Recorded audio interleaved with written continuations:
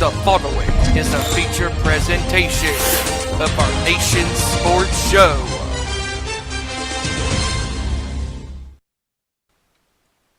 Tonight, on a Nation Sports Show, we analyze all of the action from Week 12 in the National Football League as we make the turn to the final full month of the regular season. The margin for error is slim to none for every single team jockeying for playoff positions. Tonight we also bring to you our Week 13 prediction battles. From all of us here on the Sports Show, we hope that you all have a happy and safe Thanksgiving with your family and friends. As a special treat tonight, we bring to you our top 5 favorite Thanksgiving foods. Plus, we bring to you the latest breaking news in the NFL, the NBA, and so much more.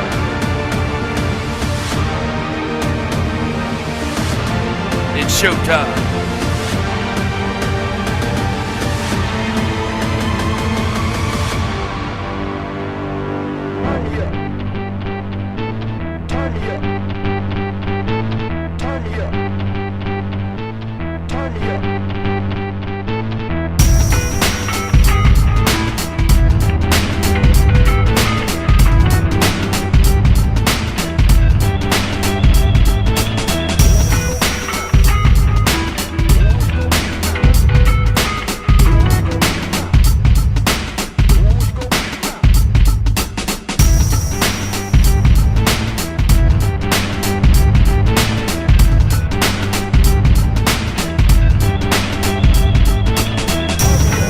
Good up to the court, talking all that is sport, breaking down the latest news, scores, and more.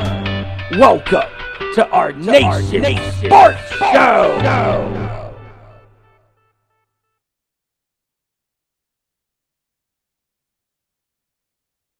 Well. First of all, it is that time once again, ladies and gentlemen. It is an Our Nation Sports Show pre-Thanksgiving episode. Of course, this show is live for everybody out there right now, but of course, we're doing this 2 days before the fattest holiday of the year, as I like to call it. And you know it's true. It's damn true. It's Thanksgiving. But we're going to talk about that a little bit later. I am Ezra Vickery, and we thank you guys for joining us today. We got a lot to get into after a crazy, crazy weekend of sports. Of course, leading into the even crazier Thanksgiving schedule. And of course, we have games on Thursday on Thanksgiving, games on Black Friday, games on Sunday. Whew! It's going to be insane, folks. And we're going to cover all of that. We're going to cover last week's schedule. We're going to get into all the games. We're going to get into the news, of course. A couple key injury notes, some other notes, suspensions. And even some changes not only in the NFL, but there was also, I believe, 1 or 2 notes in college football as well as we continue to march towards the college football playoffs. And some big wins this weekend from top teams and some even bigger games this week coming up. We're going to get into all that and more as we get into that. And of course, our top 5 favorite Thanksgiving foods. Obviously, me being a larger gentleman, and gentleman, I use the term very loosely, and larger, I use the term very greatly. I'm definitely going to enjoy this. So tune in for that as well. We're going to give that towards the end of the show. Once we climb through everything else, and we climb through and destroy it all, just like a Money in the Bank ladder match. But we're about to reach the top here with this, and that is, of course, the start of the show, and we do it with, well, for right now anyways, the only person in this room, and that is my heavy metal brother from North Kakalaki, the only man I know, The only man whose dinner is more rocking than the upcoming Alter Bridge album, available January 9th. It is Big Stephen Wyand. What's going on? What is going on? Yes, we are here. We are alive and very much looking forward to that new Alter Bridge album dropping in the beginning of 2026. That is on my hit list to listen to when the beginning of the new year starts. And it's really hard to believe that we are making the turn of the final month next week of 2025. It is absolutely crazy how time just flies on by, and hard to believe that Thanksgiving is this Thursday. Looking forward to surrounding myself with great family and friends, and of course, great food and football. And there's a lot of great games coming up this week. But before we get to all of that, we're going to talk about obviously week 12, what went down, and there were some crazy games that happened, and we'll get to that. There were some games that went to overtime. There were some significant injuries. There were some blowouts also that took place, and a lot went down. So, with that being said, let's get this show on the road. Absolutely, man. And there's definitely a good fair amount to get into. But speaking of injuries, we do want to send our very best to WWE's own Penta. Last night, Penta 2 appeared to have separated his shoulder during a move he's done 100 times before, I'm sure, which was a head scissors off the barricade. He landed complete. It looked like he landed heavily on his left shoulder, and I guess from where it is that he tried to put it back in place, but WWE medical team told him that they're not going to do that right now, and the match had to end. So definitely want to wish Penta the best on his recovery. Of course, depending on how much damage is done to the separated shoulder, obviously all he has to do is pop it back in, and usually a couple weeks he'll be back. So hopefully it's just they just pop it back into place, no big damage, no biggie. So send our best to Penta, and that's pretty much it on that end. Yeah, these types of injuries, these types of freak injuries, they happen no matter what sport it is or any form of combat, or wrestling or MMA. Like these types of things happen, and hopefully it's just as simple of just popping it back in place and he'll be good to go. And I mean, him and Gunther, that'll be a very interesting match solo, and I wish him the best of luck in his chest because Gunther is going to make his chest life a living hell. I mean, those chops are going to be vicious. Um, yeah, so we send our very well best wishes to Penta. Serio miedo, and hopefully he will be back on our TV screens very soon, and hopefully it's not a significant injury, and he can just pop that bad boy back in place. Oh yeah, yeah, definitely. His recovery is going to be even better than the way the fucking Carolina Panthers played last night. But I digress. We'll Oh get to that. yeah, We'll get oh to yeah. that in a little while. First thing I want to go to is actually the world of football. And it was announced that the modern era players semifinalists for the Hall of Fame have been announced.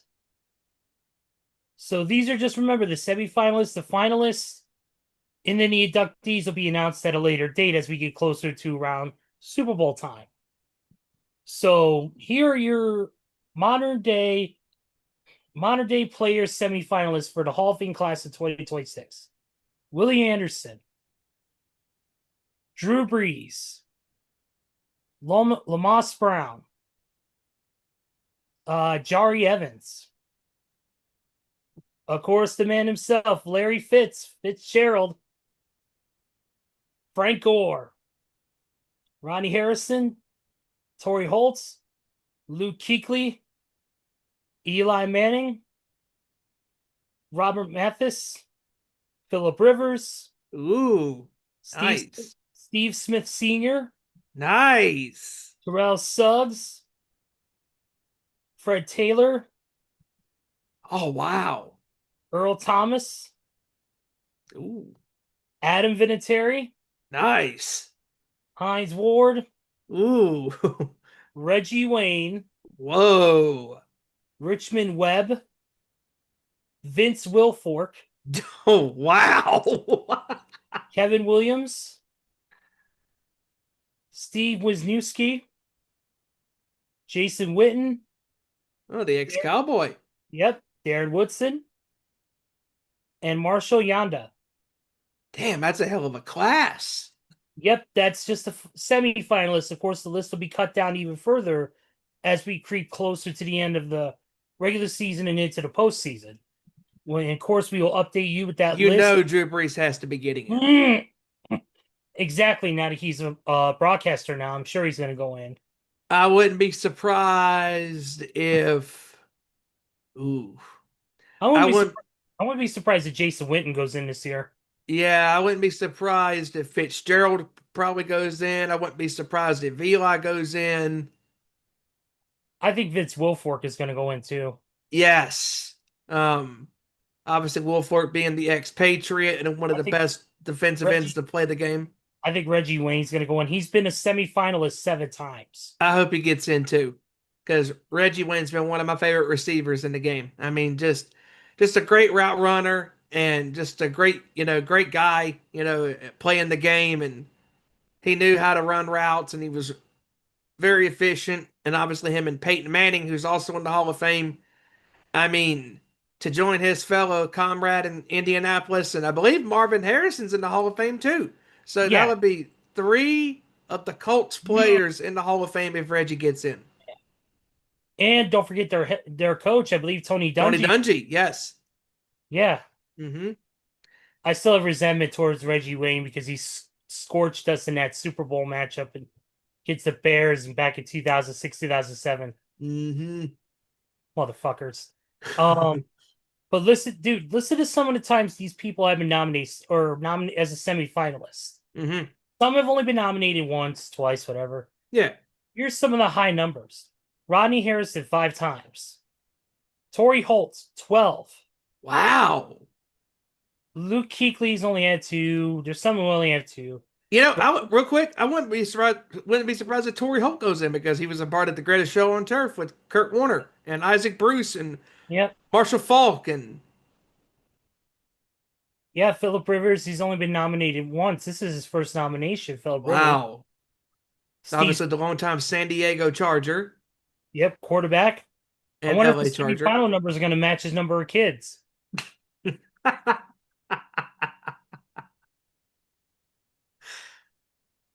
Good Lord, he's starting his own NFL team. Yeah, no kidding. He's gonna have little receivers, little running backs, little quarterbacks running around. It's gonna be the football edition of the Little Rivers Band.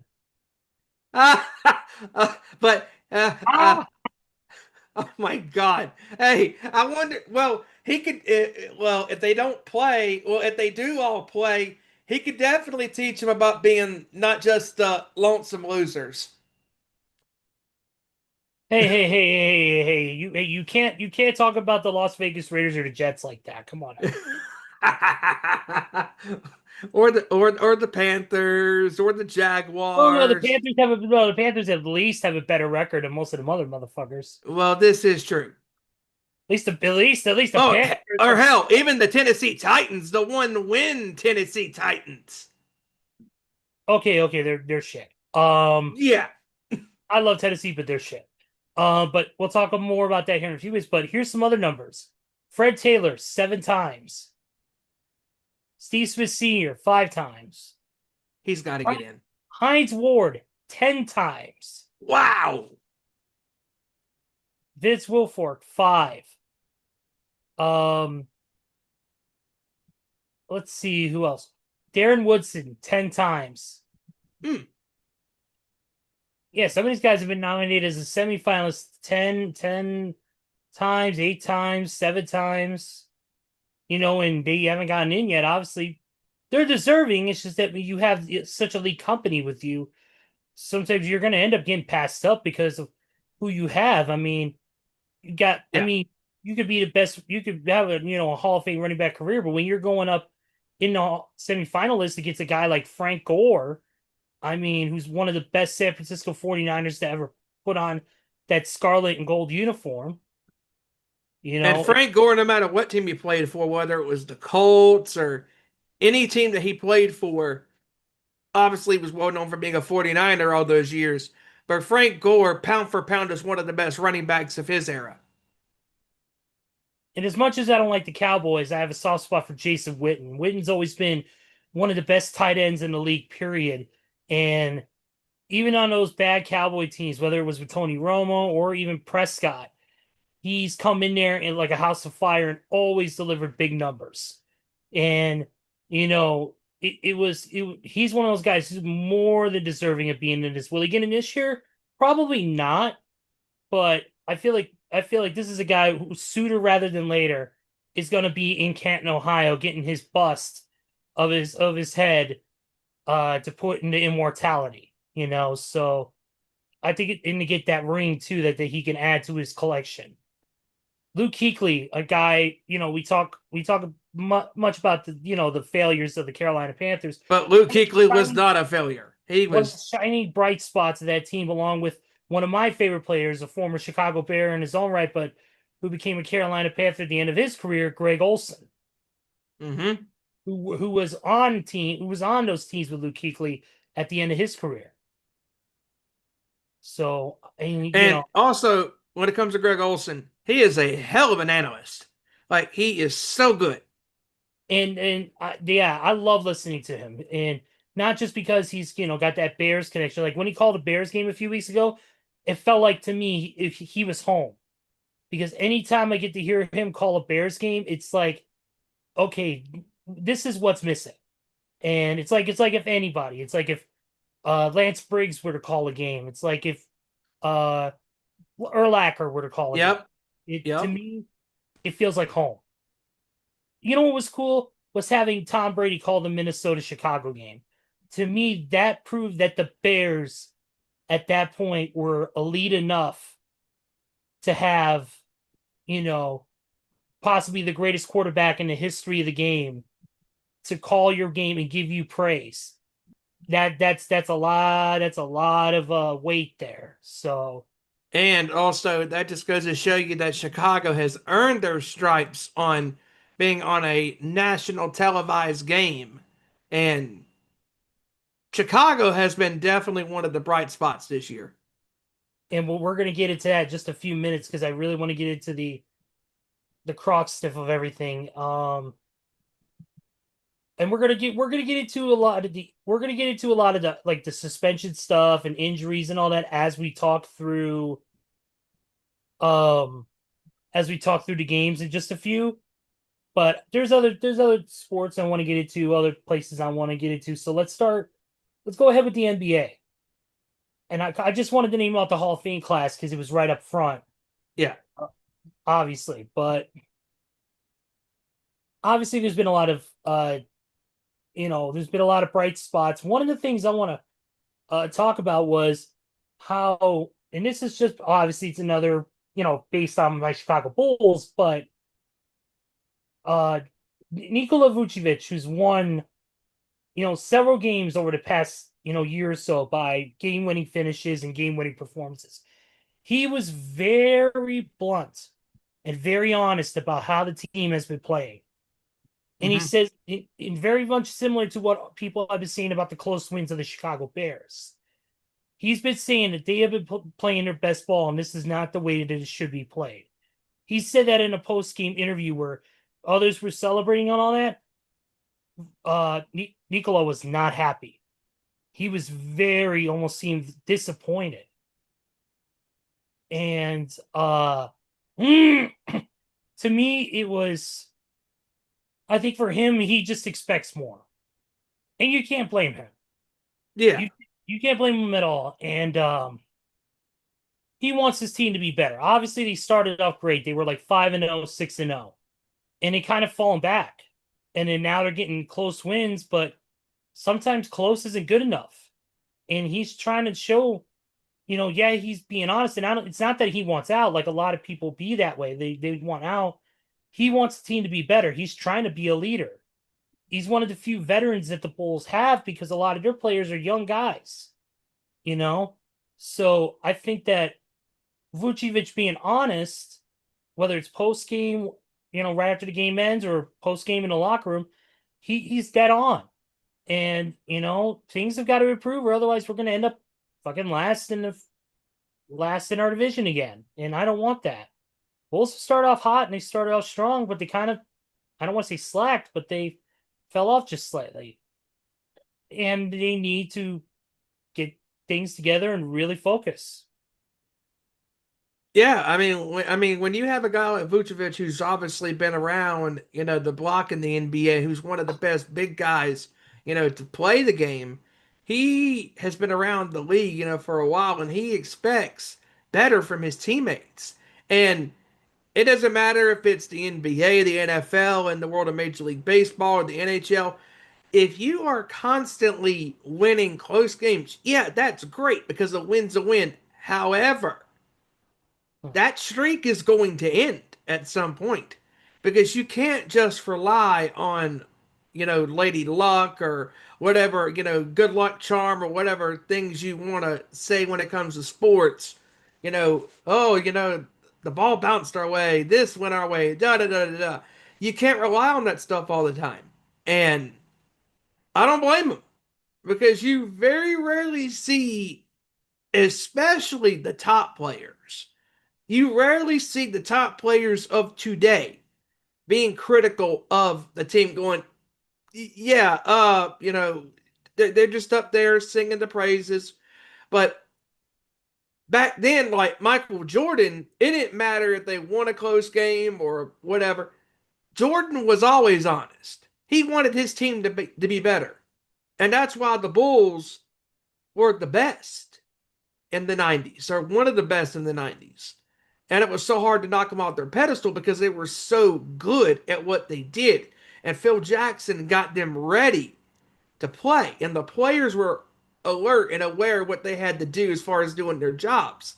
And not saying that every NBA player of today goes out there and collects a paycheck and, is happy to make money, all that, good shit. But if you truly want to win, you want to get better.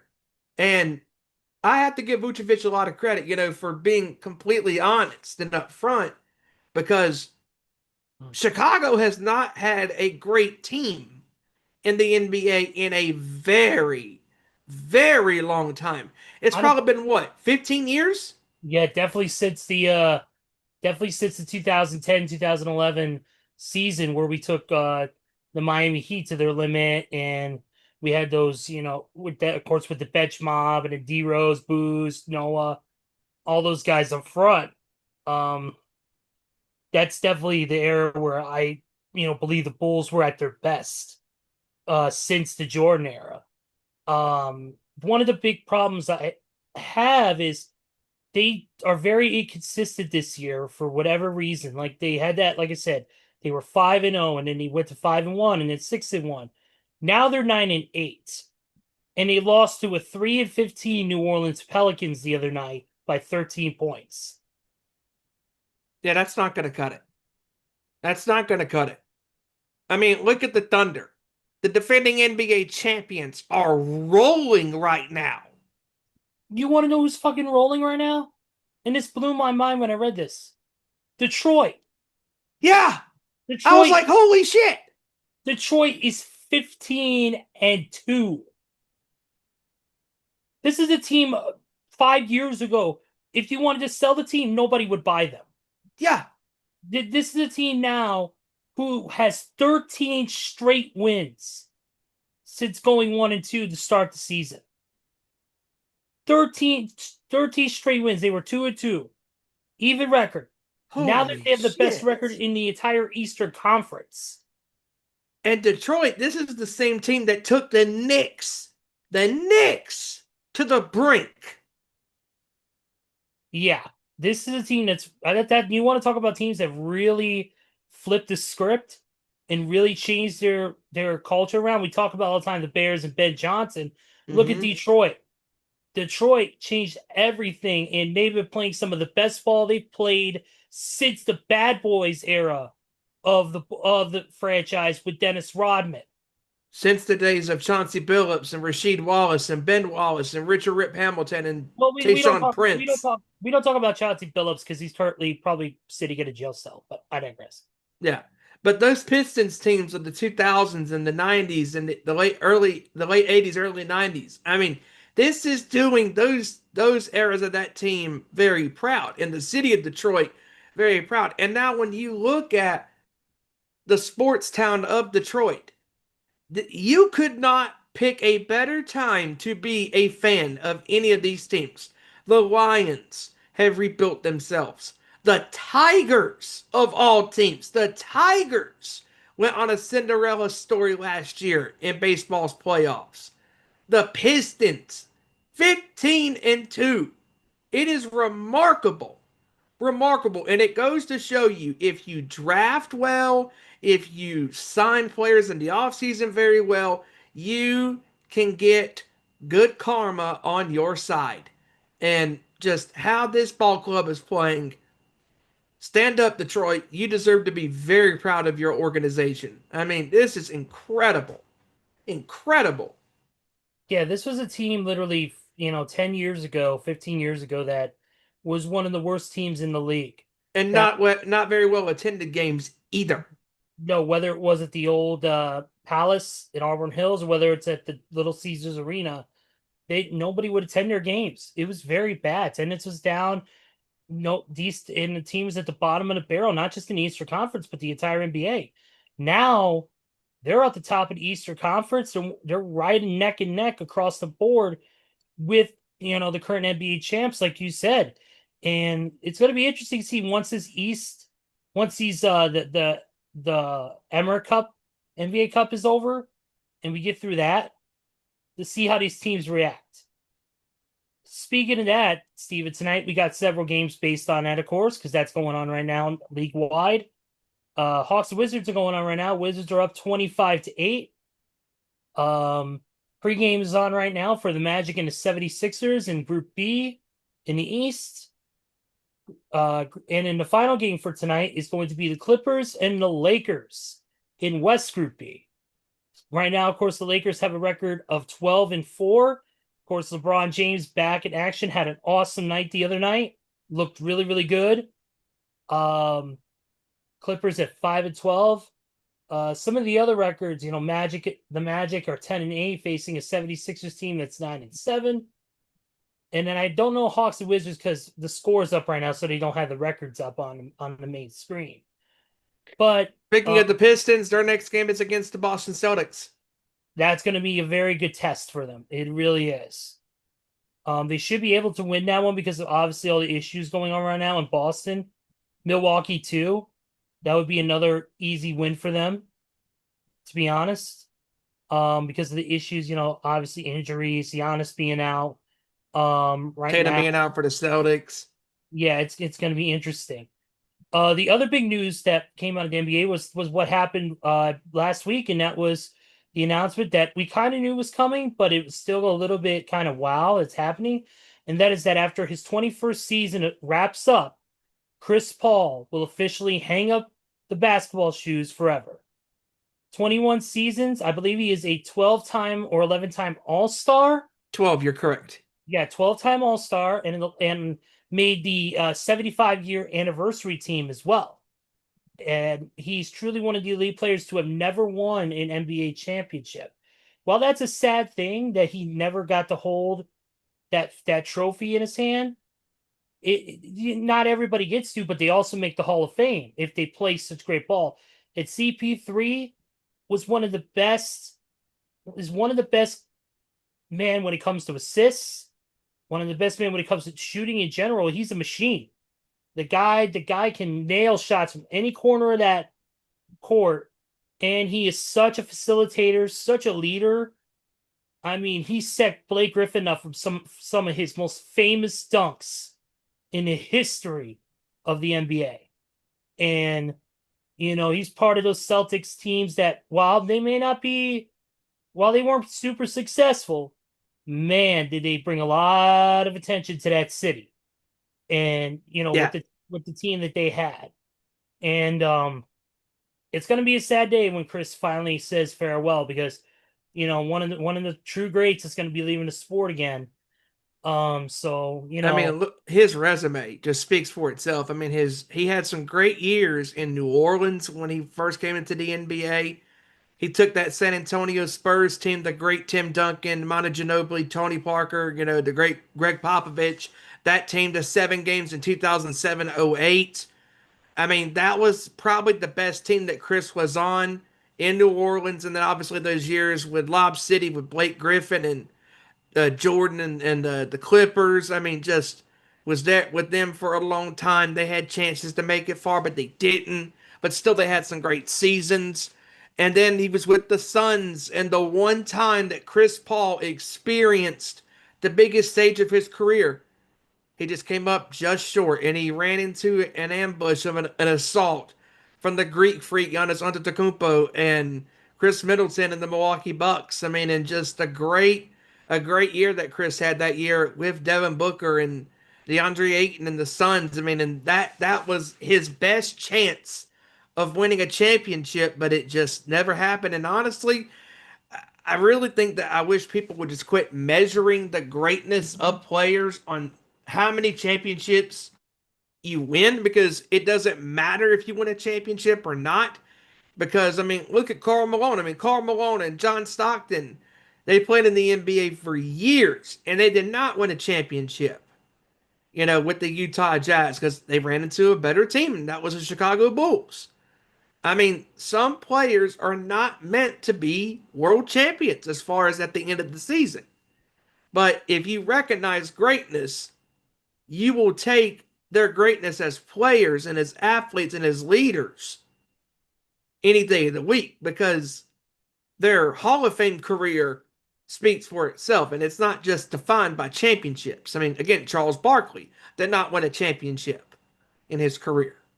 I mean, you can name any great player across football, basketball, baseball, hockey that has never won a ring. And it's gonna suck, like you said, when Chris, decides, when he plays that final game.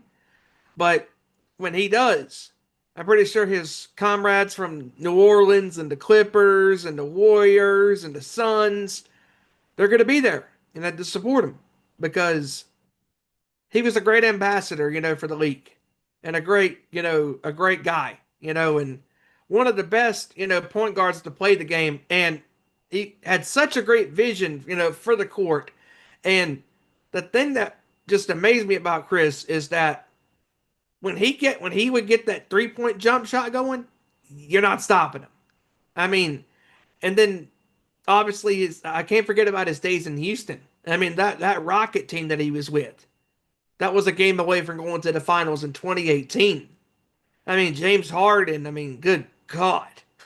I mean, him and James Harden just tearing it up. But Chris, had a great career, and people are going to be watching that last game, and that's gonna be a spectacle for sure. Oh yeah, it is. All right, well that's it for the NBA news for today. So let's see if there was anything significant in the world of baseball today. Obviously, baseball season has come to a close, but there's develops always coming. People getting signed, people getting traded. Here we go. This was big news, I guess. Red Sox have added veteran Sonny Gray. Let's see. He is now he is a righty and a 3-time All-Star. He was added in a trade with the St. Louis Cardinals. In exchange, Boston sent right-hander Richard Fitz and lefty prospect Brandon Clark, the team's number 5 prospect for the MLB timeline at the time of the trade. So that's Making what some we're looking at. moves. It's good. Yeah. They added somebody to be behind Garen Crochet. So the Tampa Bay Rays have announced that they have signed a former player of theirs, and that is Jake Fraley. Jake Fraley will be returning to the Tampa Bay Rays because he originally had left, but they re-signed him in a brand new contract. Or in a very crowded outfield, according to MLB.com. Because obviously this is where I'm getting my news from, because I'm not gonna read 40 different fucking tweets from somebody. Yeah. Let's see. Anything else real quick? that is of note. I don't see anything else that's really, really significant. If we have anything, I can always ask. We can always ask Joey when he joins us. He said he should be on before the beginning of the second hour. So Joey will be joining us very, very shortly to do the rest of the show with us. Still no word on our boy hijacker Mike. Hopefully we'll hear from him at the end of the show. If not, we'll have his picks later and we will add them to what we do in just a little bit. But I believe there was nothing big in the world of the NHL either. So we're going to move straight into the NFL. And let's go over last week's games. And boy, what a weekend it's been, man. Some great wins, some unbelievable losses. More ways than one, but now if only my fucking Safari app could work instead of trying to freeze on me, that would be great. Gotta love technology. All right, let's just go to my browser here on the computer. Sorry, guys. Technology. It could suck sometimes. But see here while I get this under control. If you guys haven't checked it out yet, I would suggest go check out some cool pieces on, I believe it is from Fox 32. They had a funny bit where they did a game switch where it was like basically like a page if you want to switch teams, and it's like where you can switch teams, and it was Whitney Cummings, and she was making fun of like Cowboys fans and all that shit. It was hysterical. Yes, I did pick Cowboys fans on purpose. Stop whining and shut up. So looks like I'm gonna have to restart my damn phone. So I got the games right here. Here was the schedule from this past week. And whew. Yeah, this was a fun little slate of games here, and it started off on Thursday Night Football. Yep, I'm reading this right. Okay, Thursday Night Football, and we had a little bit of a battle here. At first, it was the Texans defeating the Bills. Am I right? You would be correct, and this was one of the shocking upsets of Week 12, and that Houston defense is legit. Man, did they make Josh Allen's life a living hell. Like, they swarmed him. He was beyond uncomfortable. I watched that whole game from start to finish. Ooh, he looked rattled. Yeah, they were pressuring him a lot in that game. Sacked 8 times. Sacked 8 times, picked off twice. He just looks a lot of hits. So he got hit in the double digits for sure. And there was even a point where it was really scary, where it looked like he was gonna be out, but twice. Luckily for him, luckily it was only from what I heard, it was only turf burn. So, and luckily for him, it was probably also a stinger too, because I mean, him getting hit like that and just crumpling to the ground, I'm like, come on, dude, get up, because that is one thing the Buffalo cannot have, is Josh Allen going down with a season-ending injury. And we know what Baltimore went through early on in the year with Lamar Jackson going down, and Baltimore was under 500, not looking good, not playing good, because their leader of their football team was not on the field. And having Josh Allen, still there, it's very important for Buffalo, especially as the season progresses. And if you're Buffalo, you're going to have to face the reality that you're going to be looking up to the New England Patriots this entire year. And if you're Buffalo, you have to win now more than ever. Because look at the competition that is in the AFC. You have Kansas City, who's right there. You have the Chargers right there. You have the Ravens right there. You have Pittsburgh in your rearview mirror. You have all of these different teams that are crumped up together, in this big, line of records. And the margin for error just keeps getting slimmer and slimmer by the minutes, by the seconds. And Buffalo right now is not playing consistent ball. And Buffalo, honestly, even though they have some talented players on their team, nothing against Shakir, nothing against uh, Gabe Davis, nothing against any of their players on offense, with the exception of James Cook. Everybody else, they're good, but I ain't scared of them because what have they done really this year? Nothing. Josh Allen has had to be Superman all time to dig his team out of holes, whether it's the offensive line, getting called for penalties, or it's the receivers, not catching passes consistently. Josh Allen is having to do basically everything on his own, and he can't do it on his own. And their defense, let's be honest, it's really not that good. Their defense has been really inconsistent this year. They've had a lot of significant injuries too. That's watered down their defense. Yeah, definitely, man. And this was a game of attrition for this team, and especially for the Texans. Of course, they've had to deal with their own, injury woes. I mean, they lost C.J. Stroud because he's still dealing with concussion issues. Joe Mixon hasn't even played a game this year. No, and he's probably going to be done for the remainder of the year, Mm-hmm. more than likely. Yep. So we may not see Mixon at all, and Nope. that's going to be the big concern: is can they get him back out in the field when they need him the most? That's going to be probably the biggest, asterisk on this season. If Joe Mixon was there and CJ Stroud stayed, out of concussion protocol, I think this Texas team would be an elite team and they would be playoff bound. But they've dealt with so much early, it definitely, took them out and knocked them for a loop. Yeah. But let's go ahead and move on to the next one, and that is, of course, in my list here. It is the Jets, once again, obviously no shock, losing to the Ravens 23-10.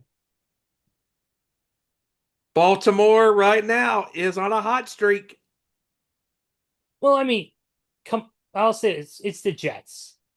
I noticed the adage of that I always say of any given Sunday, any given Monday, any given time he sits his ass. I don't know. But look, this is a Jets team that got rid of 2 or 3 of their best players to trades.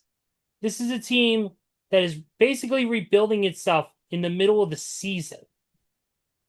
This is a team that's still headed by one of the worst coaches in the entire NFL, and Aaron Glenn. Oh, he's atrocious. He's terrible.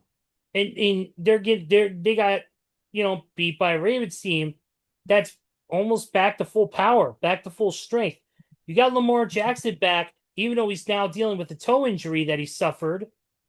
You got him. You got Derrick Henry playing like the king that he is. You have Zay Flowers. You have Mark Andrews. You have your defense is basically back to 100%. So everything is in the cards for you right now. Everything is looking real good for you. And especially since Pittsburgh is on their downward spiral and they're inconsistent playing. We're going to get into that actually right now. And that is that, once again, the Chicago Bears somehow sneak it out 31-28. And I'll say this much. A win's a win. Caleb Williams had his best game so far, one of his best games. 3 touchdowns, no interceptions.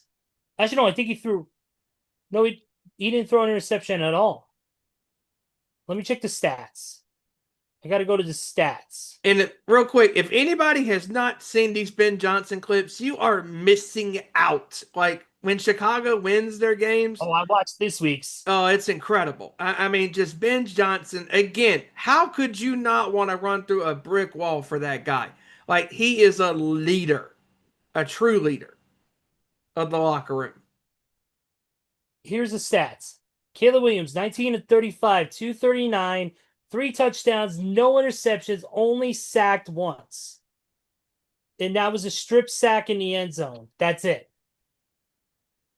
Great That was game it. by Caleb. Great game. Yeah. Running game too. Once again, Kyle Monangai, 12 carries, 48 yards, and a touchdown. DeAndre Swift had a couple of carries himself. But man, dude, DJ Moore, what a game. 5 catches, 64 yards, 2 touchdowns. And then, of course, the new big man, Colston Loveland on tight end. 4 catches, 49 yards, and a touchdown himself. And probably the guy that I didn't expect to really come up, Luther Burden. Luther Burden, 3 catches for 46 yards on 5 targets. He's really, really done an incredible job. And the one thing that Caleb has done really well this year, he's not really forcing it. He's taking everything the defense gives him. And when he's distributing the ball to his receivers, he's spreading, the wealth around, if you will. He's spreading the ball around. And everybody's getting in a piece of the action, is getting on the stat sheet. And this Chicago team, since Ben Johnson has come aboard, this is a well balanced team, and this is a way better team than what they were several years ago. And if Chicago is going to make any noise, if they're going to make any racket in the NFC side of things, this is the team that can do it because they have a coach who is intense as all hell. I mean, there was a clip that you were telling me about on Sunday where Oh, he yeah. was just stoic and he was like, "No, run the fucking play." I'm like, "Holy shit!" Like this dude, Someone on his staff asked him if we're going to use a timeout. And he goes, "No, we're not. We're not going to use a timeout. Not in a game like this. Run the fucking play called." I love it. I absolutely love it. This guy is just serious during the game. Like he is so focused, so laser focused. And when you are the head coach, you are focused on every asset of the game, not just offense, because obviously he is a wizard on the offensive side of the football. But he's also now paying attention to the defense. And And he's speaking of the defense, Steven, to that point, at the towards the end of that game, we lost a corner and 4 total linebackers from the because we had no Tremaine Edmonds, we had no Noah Sewell. Believe we had somebody else who wasn't there, so we had 3 already, and then we lost another during the game. And you know what happened? Those people on the practice squad, those people who were second in the line, they stepped up big time. They came in there. Montez Sweat, of course, is a veteran who's on that starting defensive lineup. He was there. He definitely made Mason Rudolph's life a living hell. Mm-hmm. And then that final tipped pass that could have gotten him within field goal range on 4th and whatever to seal the game for us was big. And you know what? It was awesome. And I'm gonna give Mason Rudolph a lot of props. He, especially that 4th quarter, looked incredible. And I gotta say, Gainwell did an awesome job, man. He was one of the fastest running backs in the league, one of the most powerful too. They got some big dudes on their as running backs. They got some big dudes as wide receivers. Obviously, DK Metcalf. Unfortunately for him, he was dealing with ankle injuries and throughout the game and had to come back out and getting taped up and trying to relieve some of that pain and pressure. It was a rough go for them, but they gave it their all. Yeah. So I give a lot of credit to that Steelers team and still fuck Aaron Rodgers. All right, moving on here, man. We got a lot of games to get to, and we still got time, but I want to make sure we have enough time for our Thanksgiving meal stuff. The Patriots, once again, now 10-2, beat the Cincinnati Bengals 26-20, and breaking news that happened yesterday. It was announced that Joe Burrow is officially back on Thanksgiving night Might be too little too late when it comes to the record of the season, but thank God that Joe Cool, Joe Shiesty, Joe Burrow is going to be getting on the field this Thursday. Yeah, I think it is too little too late, but obviously injuries can't be helped. That's Nope. nature of the beast, nature of the game. So, But but the New England Patriots, 9 consecutive victories. 9 consecutive victories, and this team just keeps almost seems like they keep getting better and better as each game progresses. And that's a lot of credit to Mike Vrabel. That's a lot of credit to Drake May. I mean, their offensive coordinators, defensive coordinators. I mean, that team has looked incredible since day one. And that's a man who's, you know, recently was on Fox Sunday, did a piece with, I mean, one of the greatest tight ends of all time, Rob Gronkowski, Mm-hmm. who FaceTimed Tom Brady in the middle of them playing catch. And, he said he was very proud of the kid and hopefully he does well. And that's an Mm-hmm. endorsement from, like I said earlier, possibly the greatest quarterback in the history of the NFL. And, it's an amazing feeling to know that you have that endorsement behind you. But this team obviously they can't let their heads get too big for their bodies, like JD McDonough. They have to keep going. In New England, they're going to be tested. Not just the rest of the year, but next year, because obviously the Patriots are going to be on probably on more primetime games next year in 2026. I I'm, mean, I'm sure they will. Drake May is not experiencing the sophomore slump. He is exceeding expectations every single game he plays. He is making now predominantly smart decisions when throwing the ball, taking what the defense gives him and not forcing a lot of throws. There is the occasions where he'll throw an interception or an errant pass that's bad and not reading it right, but 9 times out of 10, Drake May is playing a real clean game. And you mentioned about being tested. They will be tested big time. The December 14th and the 21st. Those two games are going to be the biggest test for Drake May. One is against the Bills, In Buffalo. and the other one is against the Ravens. Ooh. Or you know what? I take it back. That's Against that the the Super Patriots game is going to be in Foxborough because that's they played the one in Buffalo already. Yeah, the game against the Ravens will be in Baltimore. Man, And then you mentioned the Bills game. I'm looking at that again. I have to go down the schedule here, but right here, no, it's going to be played in Foxborough. oh, it is. Yep, December 14th, Foxborough. Yep, because the first Buffalo game was in Buffalo when the Patriots upsetted them on Sunday Night Football in a close game. Yep, and that game is going to be an early game at 1 o'clock Eastern.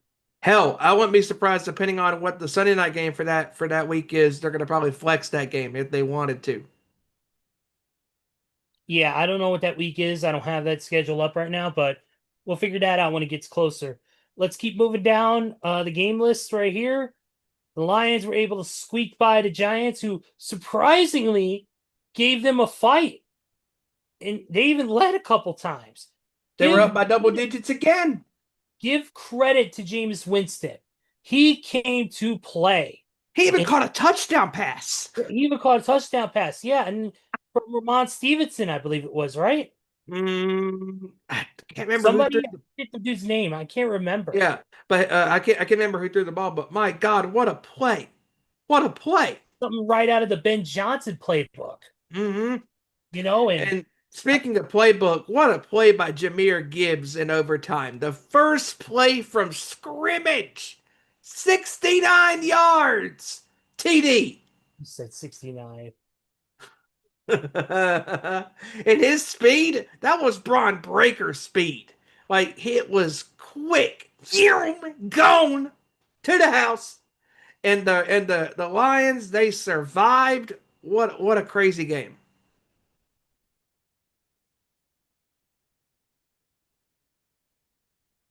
Yeah. Um, what's pretty cool is NFL on ESPN just put out a Thanksgiving commercial they showed a Thanksgiving commercial, and it Mm-hmm. shows the main table, and it's the NFC division leaders, and it's the Bears, the Rams, the Eagles, and the Bucks. Nice. And That's cool. that makes me fucking happy after all the disrespect, after all the crazy shit that we went through. You know, that makes me beyond happy. But you know what? It's cool. But let's move on. Let's go to the Packers is absolutely not even this wasn't even a game. 23-6. No. JJ McCarthy had a horrible game. Horrible. It was just bad. And you know, like I give credit to the Packers, still playing with some injuries. Jordan Love looked really good. You know, that's all I could say still. Blow Packers blow. Anyways, my hatred for the Packers will never it's like the song that never ends. My hatred for the Packers will go on and on, my friend. But how about this? The Chiefs squeaking by the Colts in overtime. And if you're the Colts, this has got to be one of the worst losses of this season, bar none. And Daniel Jones, the last couple of weeks, has panicked in the pocket. He has been inconsistent with his throws. You had the best running back in the game. Feed him the damn ball. Jonathan Taylor did not get hardly any touches in that game, really. But And but Daniel also Jones just panicked. I agree. But also too, we also gotta understand this is a Chiefs team that is finally 100% healthy, that has Travis Kelsey, that has Xavier Worthy, that has all Rasheed Rice. Rice back from suspension. This is a team that is back to being almost at full strength. And if Defense, you're Patrick Mahomes, yeah, go ahead. if you're Patrick Mahomes, don't make a damn what your record is. You've been here before. You've won Super Bowls. And if I'm Kansas City, just get me in the tournament. You win out. You basically win out. You win another divisional game or two. If you get in the dance, I don't give a damn what their record is. I do not want to face Mahomes in the playoffs. I know statistically it's not great, for the regular year this year. But where Mahomes' thoughts are now, it's getting in the tournament. It's getting in the dance. It's getting I, in the playoff environment. Because Patrick Mahomes, despite all of the negative things that has gone on this year, he played some damn good ball on Sunday. And if I'm Patrick Mahomes and the Kansas City Chiefs, if I get in, you don't screwed up. I don't want to play them. I really don't. I know they're 6-5. It's not a great record. But we have seen some wild card teams like the Steelers, the Giants, the Packers. These teams that have gone on these runs and have made a lot of noise and a lot of racket in the playoffs. And the Chiefs are getting healthy at the right time.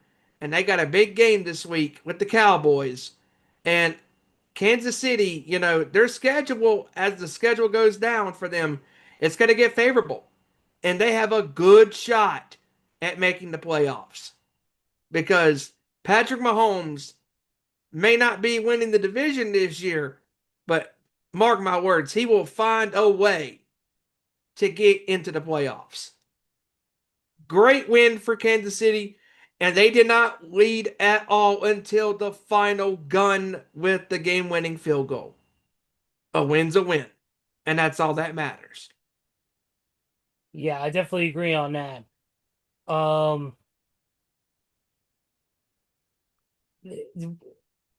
I'm just a little confused right now, non-wrestling related or sports related.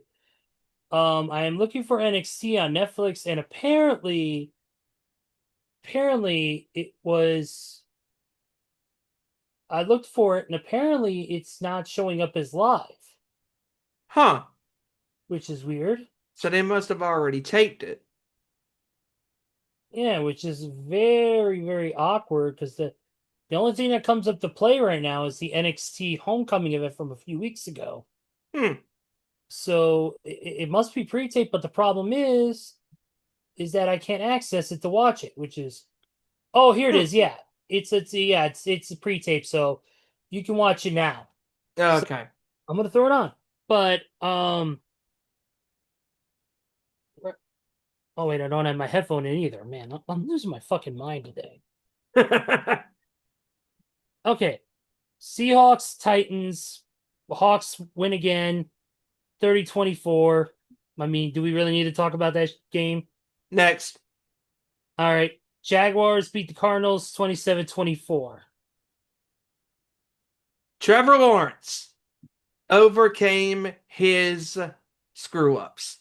4 turnovers, including 3 interceptions.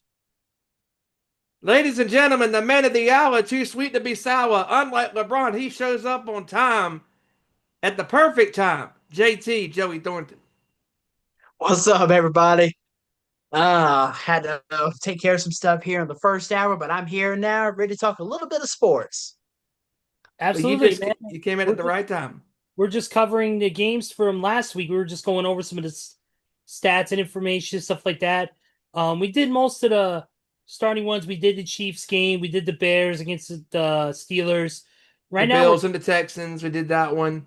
Yeah, right now we're on the Jaguars and the Cardinals, with the Jaguars winning 27-24. I mean, Trevor Lawrence in this game, like I was saying, he overcome all his screw ups with the 3 interceptions and the 1 fumble. I mean, again, I know the Jacksonville Jaguars have some decent players, but I still cannot take this team serious. They are very inconsistent. I agree. Honestly, I can't either, because it seems like Jacksonville is just, to me, they just sound like they're one of those teams that have up and down games. It's like they have a good game, then a bad game, then a good game, then a bad game. I mean, if you want to stay competitive in the AFC South, in which Indianapolis is still running away with, but if you want to stay competitive, you got to have consistent games week in and week out. So, yeah, I agree. I can't trust the Jacksonville Jaguars either, because you never know which version of the Jaguars you're going to get. Yeah. Yeah, absolutely. And Jacoby Brissett had his chances to win this game for Arizona, but man, their clock management was so bad down the stretch. Yeah. And I kind of have a question about that last call that Arizona did. I mean, I get it. It's overtime. You're down 3. It's 4th and 4, and you have to get a touchdown to win. But why would you go all the way for the touchdown or try to lob a pass to the end zone for a touchdown when you can just focus on getting a first down and possibly even tie the game up, or maybe even win the game with a little less field to cover? Not just that, but not taking the chance and just having 1 down to throw that 1 pass, when you can have at least 3 to 4 downs to throw that pass. I don't know. It's just play calling. It has just become so predictable this season. And you want to talk about predictability? Oh, the game I've been waiting to talk about is probably the next game Ez is going to bring up. Browns and Raiders? No. Because that's the next game on the docket. Oh. And then that, of course, that was the official full game starting debut of Shedeur Sanders. 65-yard TD for Sanders. He looked pretty. Yeah, technically it was a screen pass. Yeah, screen pass, yeah. But still, he looked pretty good. Pretty good. I will say though, that one dart that he threw downfield to Isaiah Bond, oh, that was beautiful. Yeah, that was beautiful. He's got a cannon for an arm. He's really good. It's just that obviously he hasn't had a lot of time to play, so he's not going to be as consistent as you want him to be. Yeah. Maybe now, injury to Dylan Gabriel, and if he shows out for the next few games that he plays, maybe we see him have a more prominent role. Mm-hmm. Maybe, but as far as predictability goes, I think I know what game Steven's talking about, and this one should be next. And let me guess, Eagles and the Cowboys? Correct. Yes. Are you kidding me? Are you absolutely kidding me? Philadelphia. First of all, how do you go from just destroying the Cowboys in the first half? Anything that could go wrong did go wrong for the Cowboys. The Cowboys were getting their asses handed to them in the first half, and then the Eagles got in their own way in the second half and started to play horrendous ball, and just the inconsistency with the play calling, with the execution,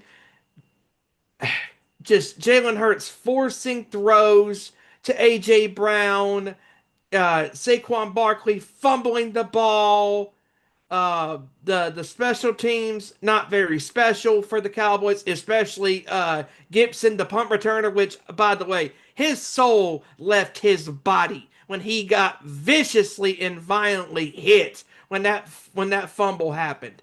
I mean, that was vicious. And the Cowboys played really good ball in the second half. And the Eagles' defense was horrendous. And I don't know what the hell they were thinking when they were calling those timeouts in the fourth quarter. What are you doing? You're giving the Cowboys ample time to get the field goal unit set up. The Cowboys had one timeout in their pocket. And Philly just kept calling, timeout, timeout. I'm like, you idiot. And then when Dallas called their one timeout, then Philly called another one. I'm like, you just gave them a free timeout. Yeah, and let me just say, George Pickens is quickly becoming the number one receiver in Dallas. Yeah, exactly. I hate to say it, but it's the truth. He's quickly becoming wideout number one. Sorry, CD Lamb. I guess you can't see the opportunity here. He had several drop passes in that game. Yeah, George Yeah. Pickens is clearly becoming Dak Prescott's favorite target. I mean, what a Oh, big big catch time. he had in that fourth quarter to set them up in rhythm for the game-winning field goal by Brandon Aubrey. And also, the Cowboys, you are lucky that Philadelphia's offensive play calling was even more shittier than your disaster of a fourth down play that you called when you had a golden opportunity to kick the damn field goal and take the damn points. You better be glad Philadelphia's offensive scheme was so horrendous that it was like they were playing a game of cornhole where, okay, I cancel you out, and then, oh, I'm going to cancel you out even more with more hideous calls. I mean, because Jalen Hurts and his offense has not been good. They're 25th ranked in the NFL in passing yards. And their record is what it is. You want to know why their record is what it is? Because they are playing shitty competition. You get into the playoffs, when you got to play some competition, if I'm Philly, I don't want to play the Rams. I don't want to No, play Matthew Stafford and the Rams. Because Matthew Stafford no. and Puka Nakua are looking for revenge. Yeah. Hell, I don't Because, want I to play mean, Chicago. And Chicago, like they're a streaky team too, but Chicago, unlike Philly, has the balls to go for big plays. And they're very I, opportunists when it comes to takeaways. I honestly wouldn't want to play Detroit either. Hell no, because Detroit got robbed. Philly is a Yeah. wanted team. They're And the even defending if champions. and even if the Eagles come out of the NFC surprisingly as NFC conference champs, they're gonna have to face either the Bills, the Patriots, the Colts. I mean, who knows who they The could face? I mean, Ravens, evenly. the Hell, Ravens, even the Chiefs, if they get in. maybe even the Broncos. Mm-hmm. And I mean, Philly, again, they have great players. They do. But my God, has this team's offensive production just continuously goes down and down and down. This is not the same Philly team who put up some incredible numbers last year. This is not the same Philly team who rode the momentum of Saquon Barkley into the NFC Championship game, into the Super Bowl. This is not the same wide receiver tandem of Smith and Brown's production from last year and Dallas Goedert. Philly only had one game this year where they were outright great on offense. Otherwise, it's been decent to bad. So Yeah, Philly is and lucky. keep in mind that game. I'm pretty sure I know which one you're talking about, but just in case you aren't, the one game that Philly has actually played good at in this year, actually, it was actually one that they had to come back from because if you're talking about the Rams game from like week 3 or week 4, they had to come No, back I'm from a not even 26 talking 7 that. deficit. I'm not even talking that. I'm talking the week where the offense, I believe it was against, I want to say it was either the Bengals or the Cardinals, where they played really, really, really well. Like the offense was humming. Like they were consistent. They were making big plays. Jalen Hurts put up some great numbers, over 300 some yards passing, like 3 or 4 TDs. They looked great. 1 week during the year. And that was the only game where Philadelphia looked like the Eagles team that was one of the better teams last year in the NFL. Let's see. No, it I'm wasn't still that here. one. Oh, you're good. No, it's a big, like you guys know. I was waiting on you guys to finish up your conversation about the Eagles Cowboys game. Because you guys pretty much said everything I said, so it's like, okay. I'll just let you oh.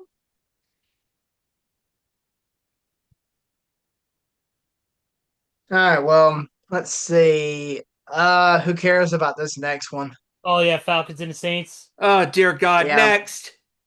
All right, Oh, so but how about the Rams making the Bucks look sick on Sunday Night Football? Yeah, well, it Matthew also Stafford. well, it also doesn't help that Baker Mayfield suffered a shoulder injury in the third quarter and That's true too. he had to be replaced by Teddy Bridgewater. He's still in the Yeah. he's still in the league?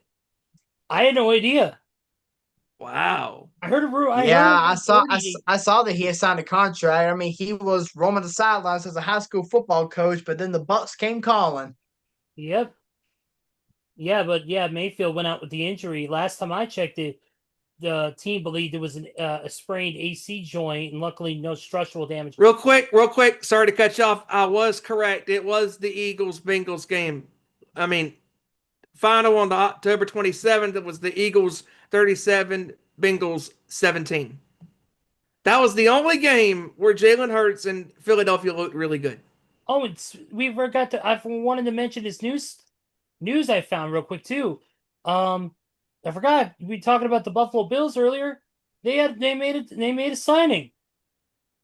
Former Saints wide receiver Brandon Cooks has been signed by the Buffalo Bills. Wow. Hey, There you hey. go. there you go. Yep. That's news to me. That's a great Panthers signing for Buffalo. Dude, the Panthers also signed veteran linebacker and former Clemson standout Isaiah Simmons. Okay. Hey, there you go. Also too, the practice window has officially been opened for Chargers running back Omarion Hampton, Interesting. who hasn't played since week 5 against Washington due to an ankle injury. Oh yeah, and this upcoming Thursday night, we're gonna see a familiar face take the field. And Joe Burrow. That, of course, is the one and only Joe Burrow. Yep. We talked about that earlier when we mentioned the game that Joe was going to officially return on Thanksgiving. Yep. He said he had been aiming for that area to make his return. To get them back into. I mean, obviously, I think it's too little, too late. There's just so much competition, and the record is not the greatest. But look, at least they're going to have their veterans. And see, even if the Bengals win out, they're not going to be able to make the postseason. Yeah. Yeah. And back to the But rant, back to despite the Yeah, but I was going to say, despite Joe Burrow making his return, unfortunately, even though he's going to be practicing this week, Jane Daniels unfortunately will not be making his return this week. yeah. No, no, Um, he's not. And also, real quick, Steven, JJ McCarthy's status is up in the air for this week as well. He may not play due to he's still in concussion protocol. and also real quick too, and I completely forgot about this, but good news for referee Adrian Hill. Yep. He avoided significant injury during that Bills and Texans game. Yeah, because he looked like he popped his Achilles, but luckily they found out it was only some sort of strain. And Yeah, thank God for that. yeah. And to everybody who was saying ill things because a couple calls didn't go their way, I'm gonna say this right now: go fuck yourself, Thank you. bunch of assholes. But anyways, there was Matthew Stafford and the Rams, real quick, to get back to that real quick, yeah, go ahead. man. This team continues to chug along. This team continues to play great football. I mean, Devontae Adams has found a home in Los Angeles, And and Yeah. now that he's healthy, he is just an absolute monster. this Rams team, they could go to the Super Bowl. Like, this is dangerous.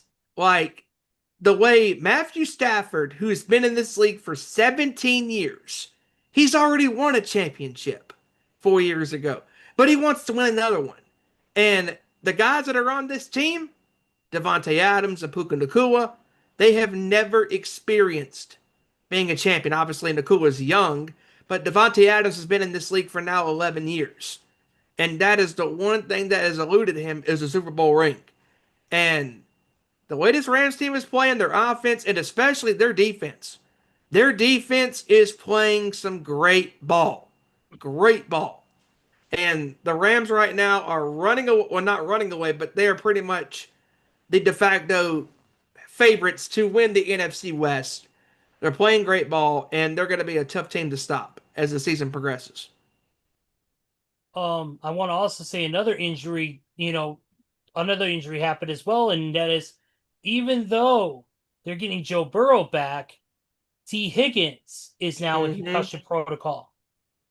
Yep. Yeah, they're saying that he's already going to be out this week or this Thursday. Mm-hmm. Yeah, so it's going to be a rough week. But also too, I wonder what's going to happen this weekend too with DK Metcalf because Metcalf was fighting looked like foot or knee issues this week in that game against Chicago.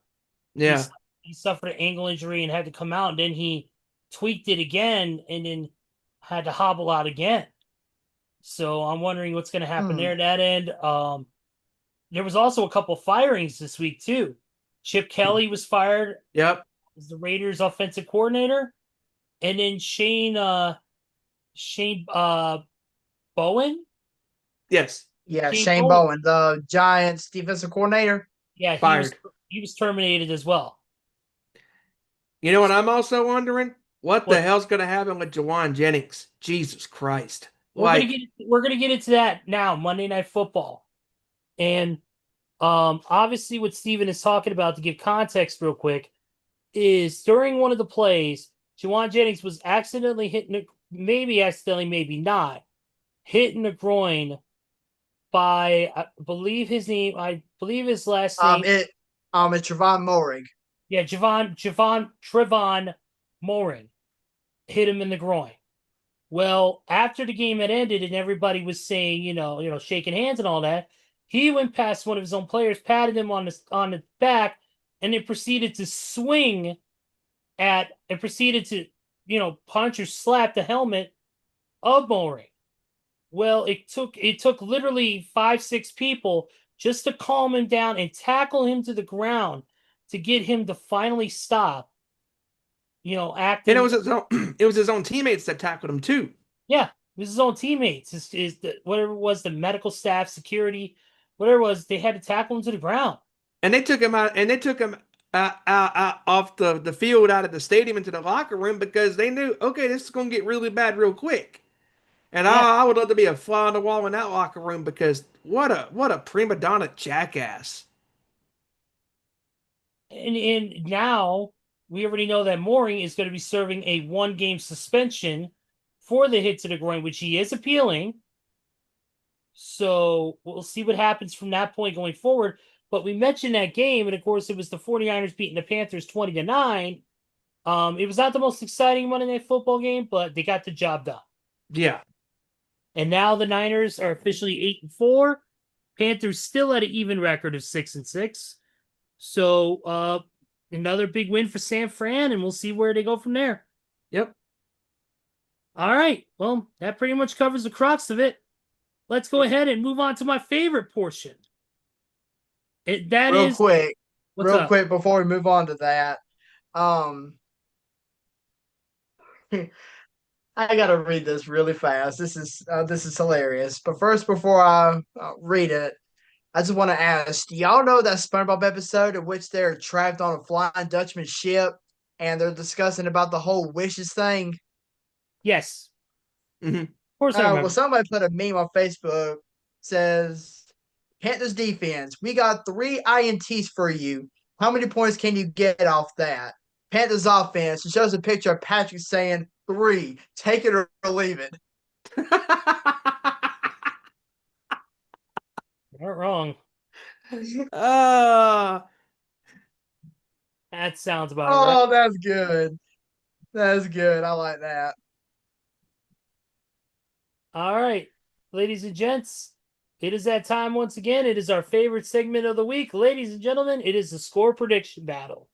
And Joey, I believe you do have some stats for us from last week. Yes, I do. And believe it or not, we all had great weeks last week for a change. thank you, Jesus. Huh. But once again, for the 4th straight, or I think it's the Fifth 5th week straight now. Yeah, the 5th straight week, Hijacker has once again claimed the title by virtue of his correct pick of the Browns over the Raiders.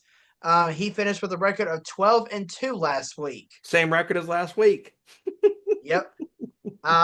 Me, Kevin, and Ezra all tied for second, 1 game behind at 11-3. All right. Hell And yeah. Steven, you rounded out the field with a record of 10-4, my friend. Oh, thank God. All right. That's a good week for all of us. And now we move on to this game. And like I said at the beginning of the show, it's going to be a crazy week because obviously it is Thanksgiving holiday weekend. And we have games starting off on Turkey Day itself at 1 o'clock Eastern. Right And after keep in mind, no teams on the bye this week. Nope. Everybody playing. Oh, yeah. Thank you. Everybody. And everybody knows. Everybody knows what our favorite segment of all time is. Yep. How you doing? How you doing?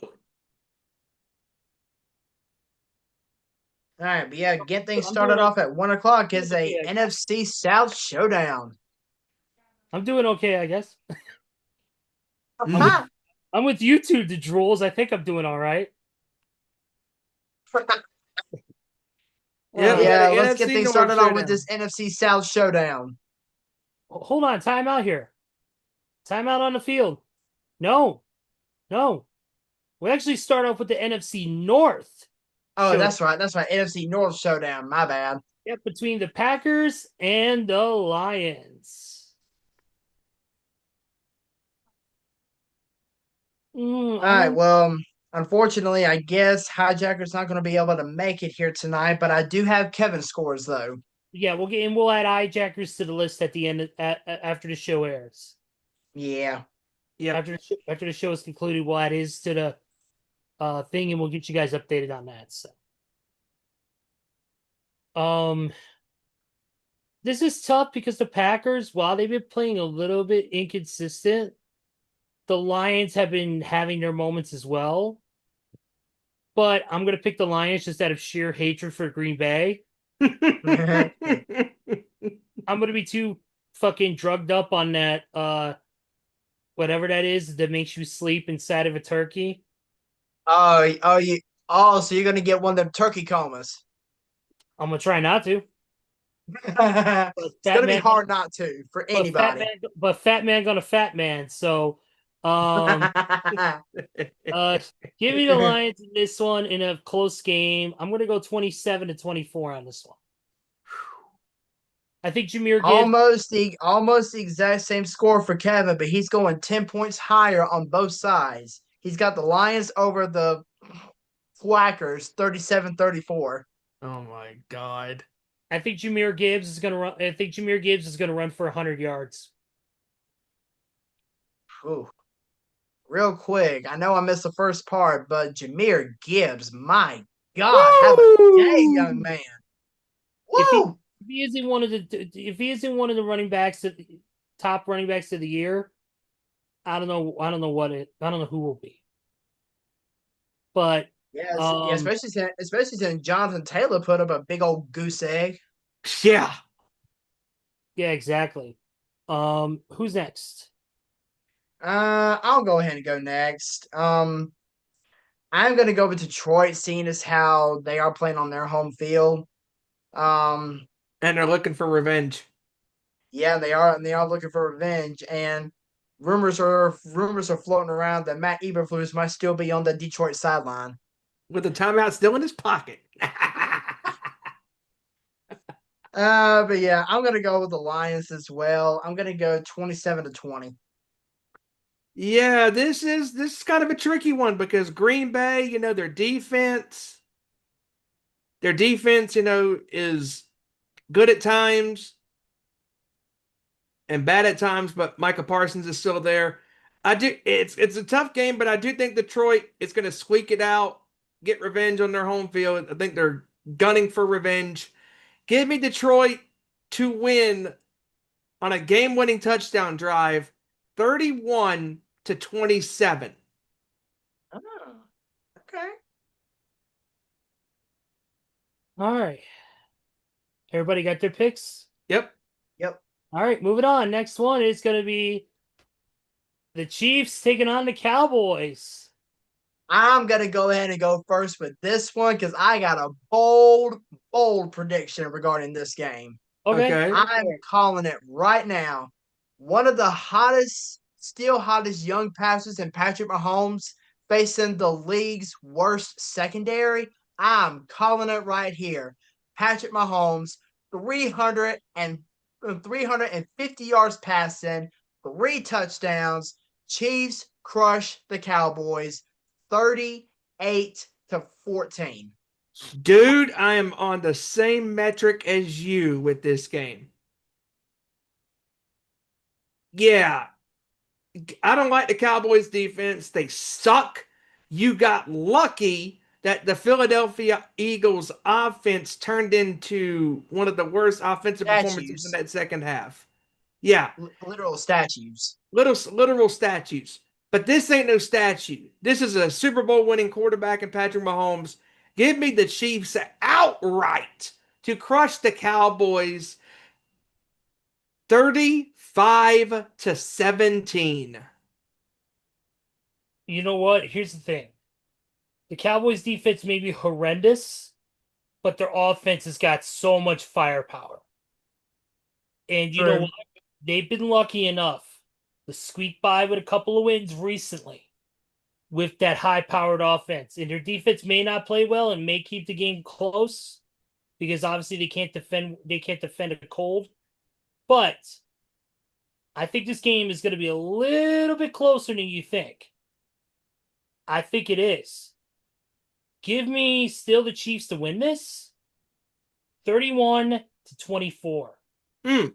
Okay. Actually, you know what? Ezra does make a good point. This is a high-powered offense that Dallas has. So skip by 38-14. I'll make it 38-24. Yeah. I think it's going to be a little closer than a lot of people realize because Yeah. that defense is pretty bad. They still make some pretty damn good plays when it counts, and their offense is so stacked with even with CeeDee Lamb having a few drops, still you have him, you have George Pickens, You don't know. And to Dak Prescott, we can make fun of him all day.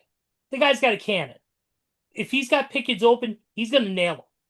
So That that's is true. why I went You with know that. what? Yeah, I'm going to change my score a little bit, but I'm still taking the Chiefs. Give me the Chiefs still with 35. Give me the Chiefs 35-27. I think that's about. Okay, I believe that's that's better. just about fair. Yeah. All right, moving on to what would be considered almost a Sunday night game, but this should be an Wait a interesting. minute. Who did Kevin have? Oh yeah, Kevin. Oh, that's right. Kevin, Here we Kevin's go. Here got we go. he's got the Chiefs over the Cowboys coming off their Super Bowl win, BS Philly, 34-30. Ah, there we go. Nice. Very good. I will give him that. Very good.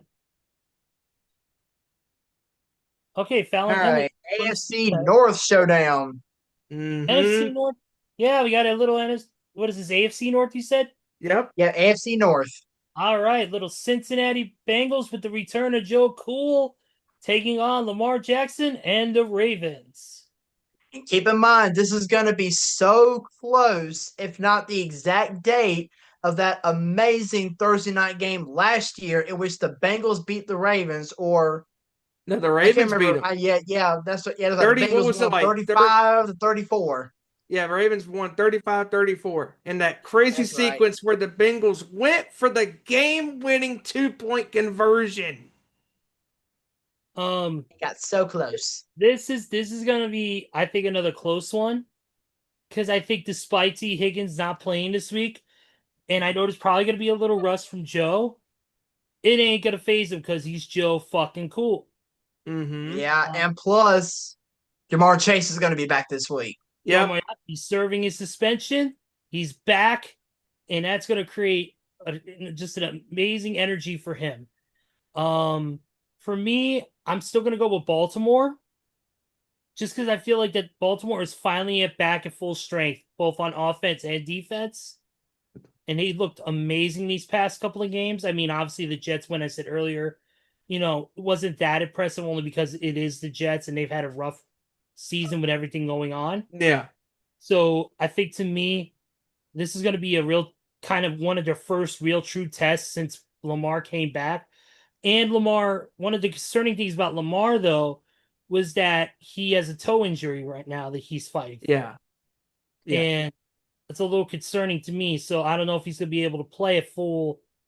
But you still got Derrick Henry, and that Cincy defense is so bad. That way he don't have to run the ball as much. That way he could just focus on passing. Yeah. So yeah, give me the Ravens in this one. So tough. I'm gonna go with the Ravens, 26-21. Almost the All right, same score. Oh, go ahead. I was going to say real quick, Lamar Jackson did practice today, so he is in line to play Thursday night. Okay. Yeah, I'm going to go with the Ravens, almost the same score as you is. Give me the Ravens 27-21. All right. Let's see. Kevin, whoa, he's got a high score here. He's got the Ravens over the Bengals 43-36. Wow. Wow. Okay. That's a very high score. But yeah, seeing as how it is Joe Burrow making his return, and seeing as how this is a conference game, and these two teams always tend to play each other really, really close, despite the differing records. What? Oh boy. Cena's naming off the Iron Survivor men's people. Uh-huh.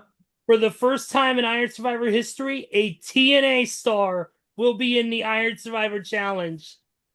Who? The X Division champion, Leon Slater. Nice. And Nice. the next one of the other competitors in there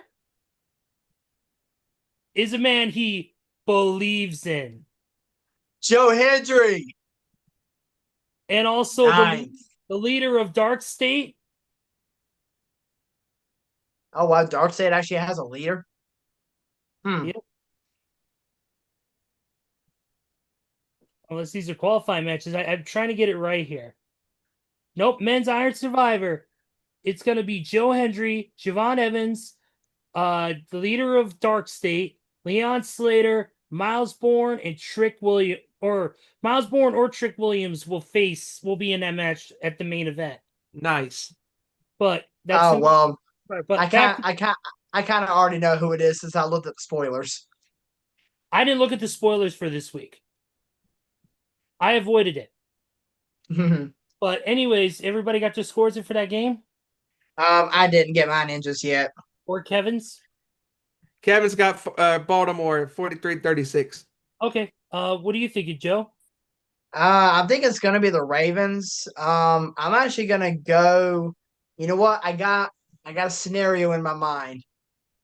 Once again, it's gonna come down to a Cincinnati Bengals touchdown. Once again, they're gonna go for two, but this time it won't be for the win. It will be for the tie, but they still don't get it. So give me the Ravens over the Bengals, 28-26. Okay.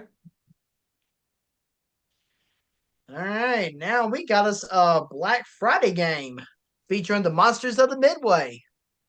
Yes, we do. And it's the Monsters of the Midway taking on Fly Eagles Fly. This game is actually going to be pretty tough. Well, the concerning thing that I have this game is our linebacker situation. Between the players that didn't play and the injuries that we suffered in that game against Pittsburgh, we lost a grand total of 4 linebackers. Whoa. TJ Edwards didn't play, or TJ Edwards, yeah, he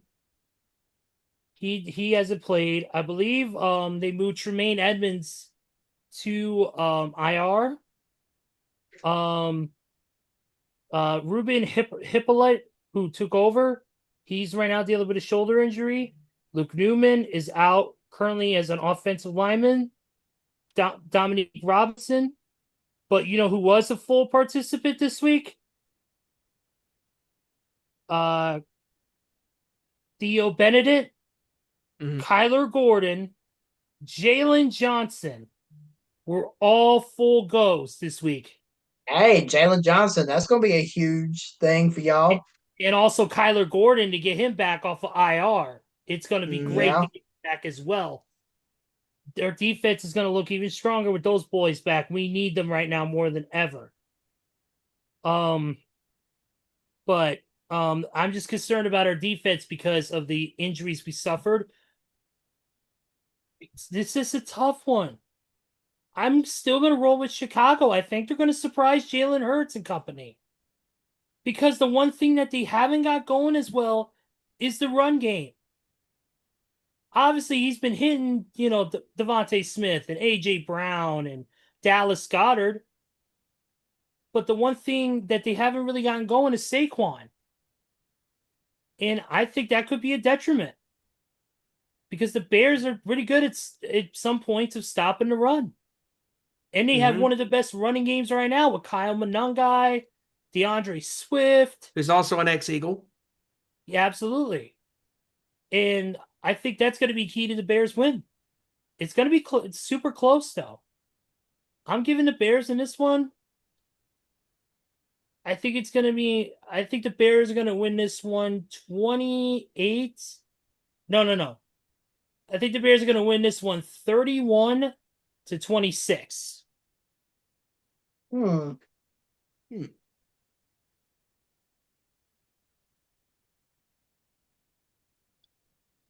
What's Kevin's score? Kevin, he's got the Philly cheesesteaks over the Cubs, 41-26. Okay, that's a little bit too high of a score, motherfucker. I like the Philly cheesesteaks. Now I want one. Fuck you. Yeah. Number 1 rule: don't tease a fat man with food. I mean, that's what we're gonna do here in a few minutes once we get through these picks. But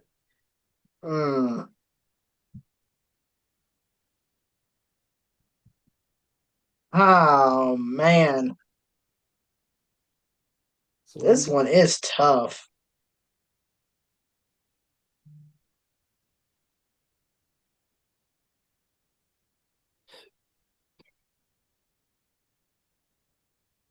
Hmm. You know what? I don't feel good about it. I honestly don't. But I am actually going to ride with the road team. Wow, you're gonna go with Chicago. I'm going to go with Chicago.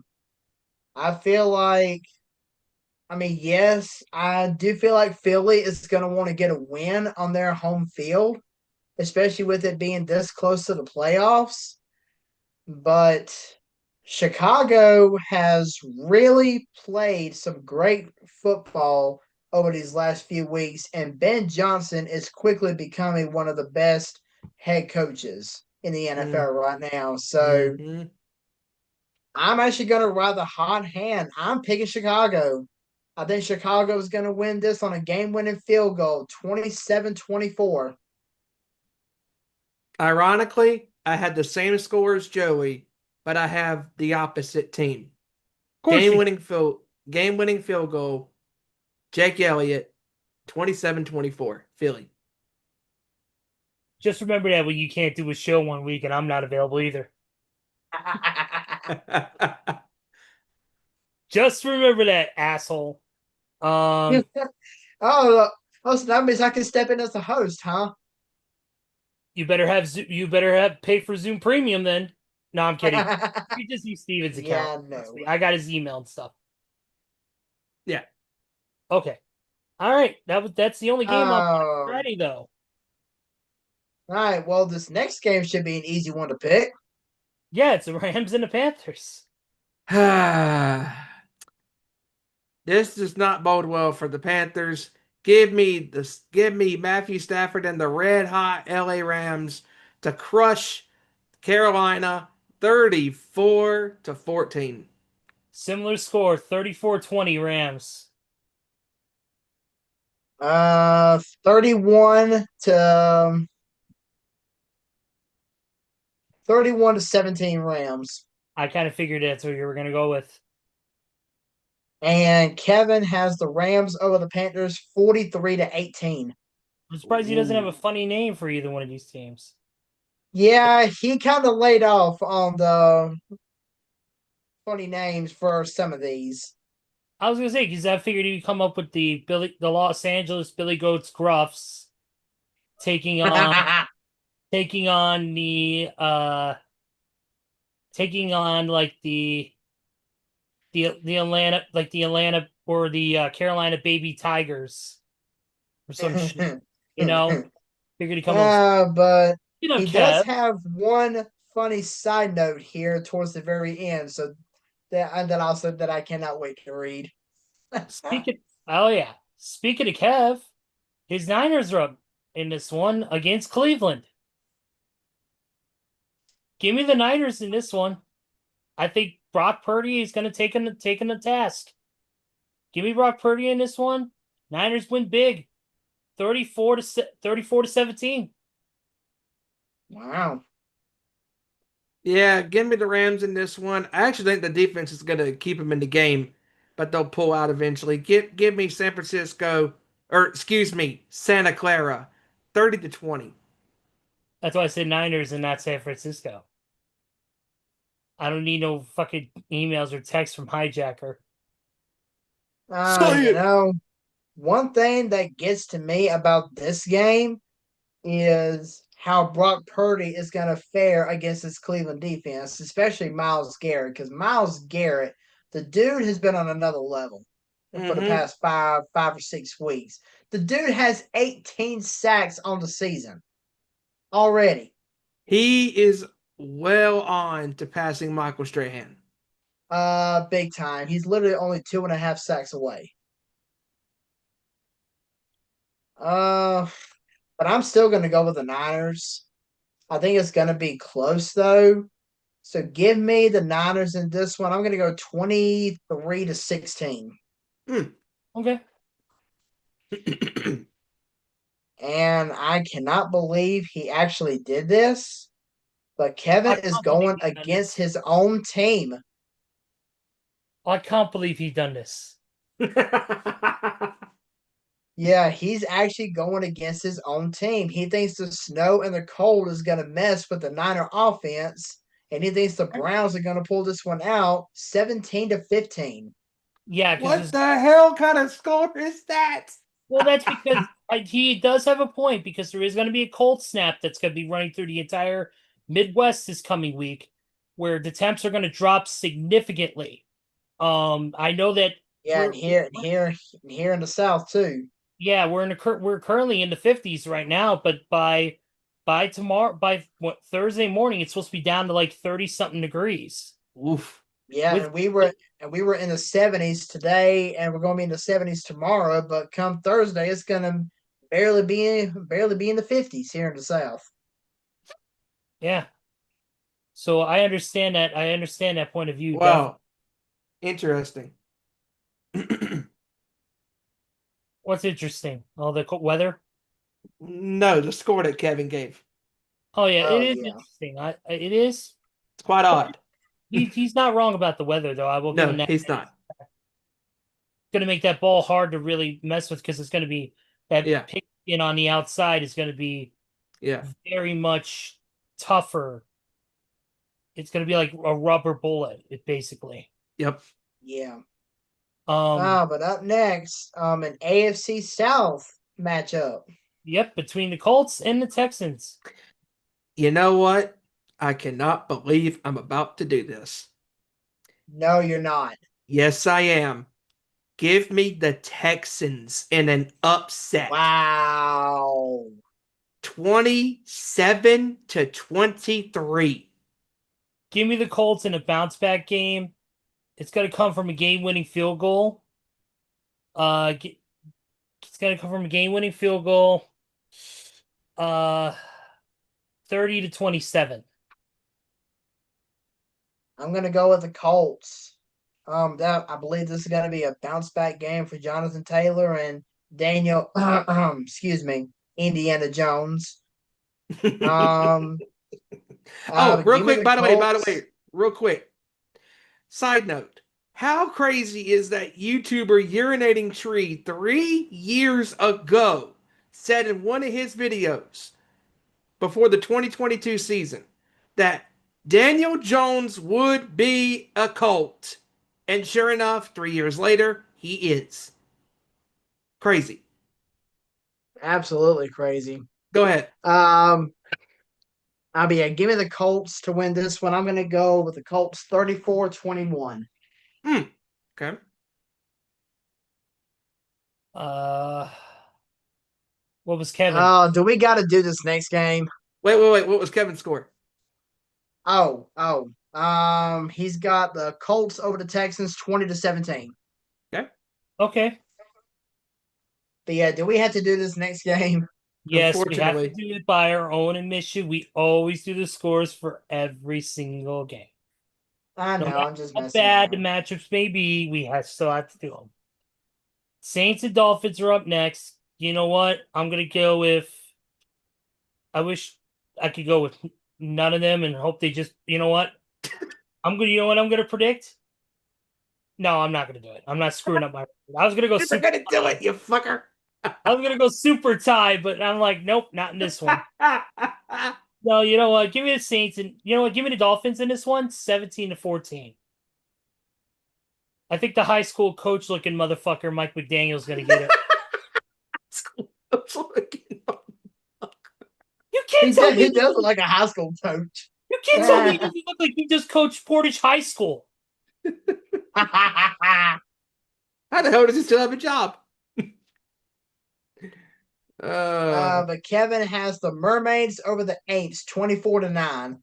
He's probably banging the boss's daughter like Triple H and Stephanie.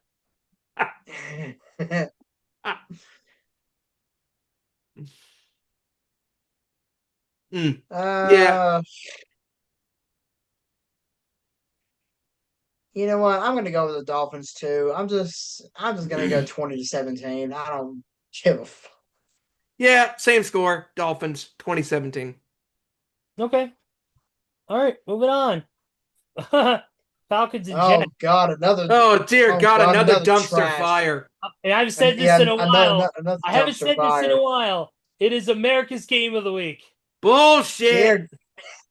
I haven't said that in a while. I gotta do it. You know what? Give me the Falcons in this one. No Michael Penix Jr. No problem. You know what? Give me the Falcons. This is one to obliterate the Jets. 31 to 10. Yeah, give me Atlanta in this one. Don't matter who the quarterback is. It could be Michael Penix, Michael Penis, Kirk Cousins. Doesn't matter who it is. Give me the Falcons 20, 28 to 13. Michael's penis. This sounds like a bad Family Guy joke. Yeah. But yeah, give me the Falcons as well. I'm gonna go 27 to 13.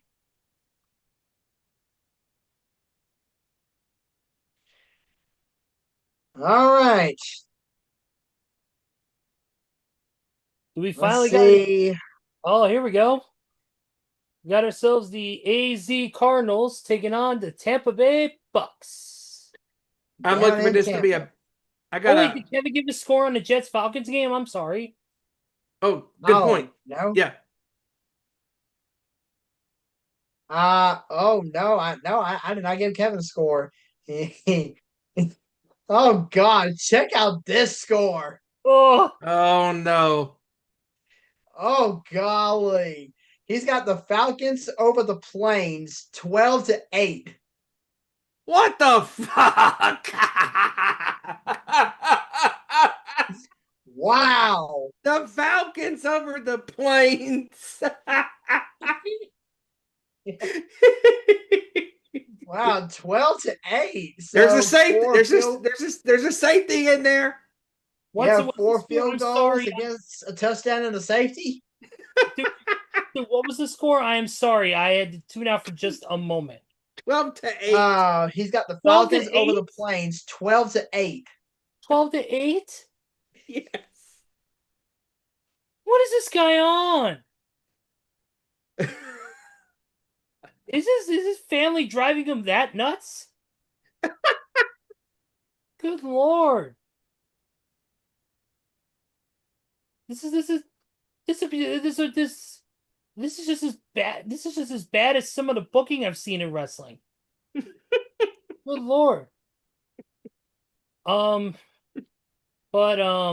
let's go ahead and move on before I'm already losing brain cells over that score. There's a safety in there for sure. Yeah. All right, continuing on, we are going to now we are headed here with the Jacksonville Jaguars and the Tennessee Titans. Cardinals and Bucks. No, Cardinals and Bucks. Oh, Yeah. Go ahead, Steven. I'm sorry. Give me Tampa in a bounce back game, but I think it's gonna be pretty close. Give me Tampa to squeak a victory out 28-23. Almost the same score, but give me the Bucks 27 to 20. Give me the Bucks in this one. Give me Bucks in this one. You know what? Same number, different low score on the other team. 20, give me 27 to 23. I think it's gonna be a little bit closer. Okay. Give you credit for it. All right. And Kevin has the Bucks over the Cardinals 32 to 19. Wow, that's an odd score. It could happen though, so I'll give him credit. Yep, give him credit on that one. That was good.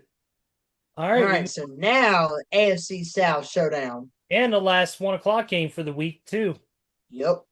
Yep, Jaguars and Titans. Look, I know the Titans are shit, but they're still not going to win this game. No, Jacksonville, I know Jacksonville's not playing good either, but they're still better than the Titans. Give me Jacksonville to beat Tennessee 24 to 14. similar number on the top, Steven. 24 to 3.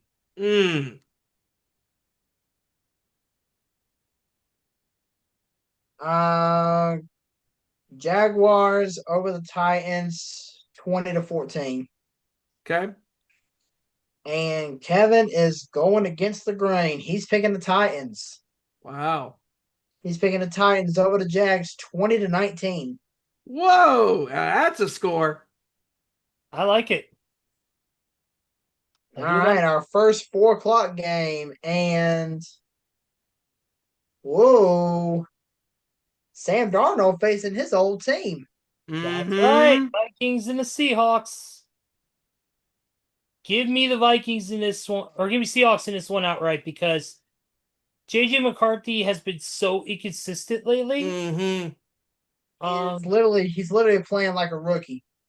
Yes, and that especially after that 23-6 loss this week.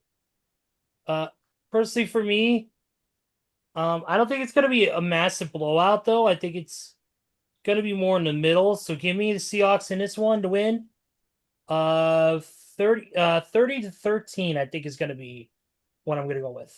Yeah, give me Seattle to absolutely bludgeon the Vikings 34-10. Give me the Seahawks in this one. I'm going to go 27-7. Mm. And then Kevin. Let's see. Kevin has the Seabirds over the Vikings 23-19. Okay. Okay, not bad. All right, next game is the Raiders and the Chargers. Give me the Chargers in this one.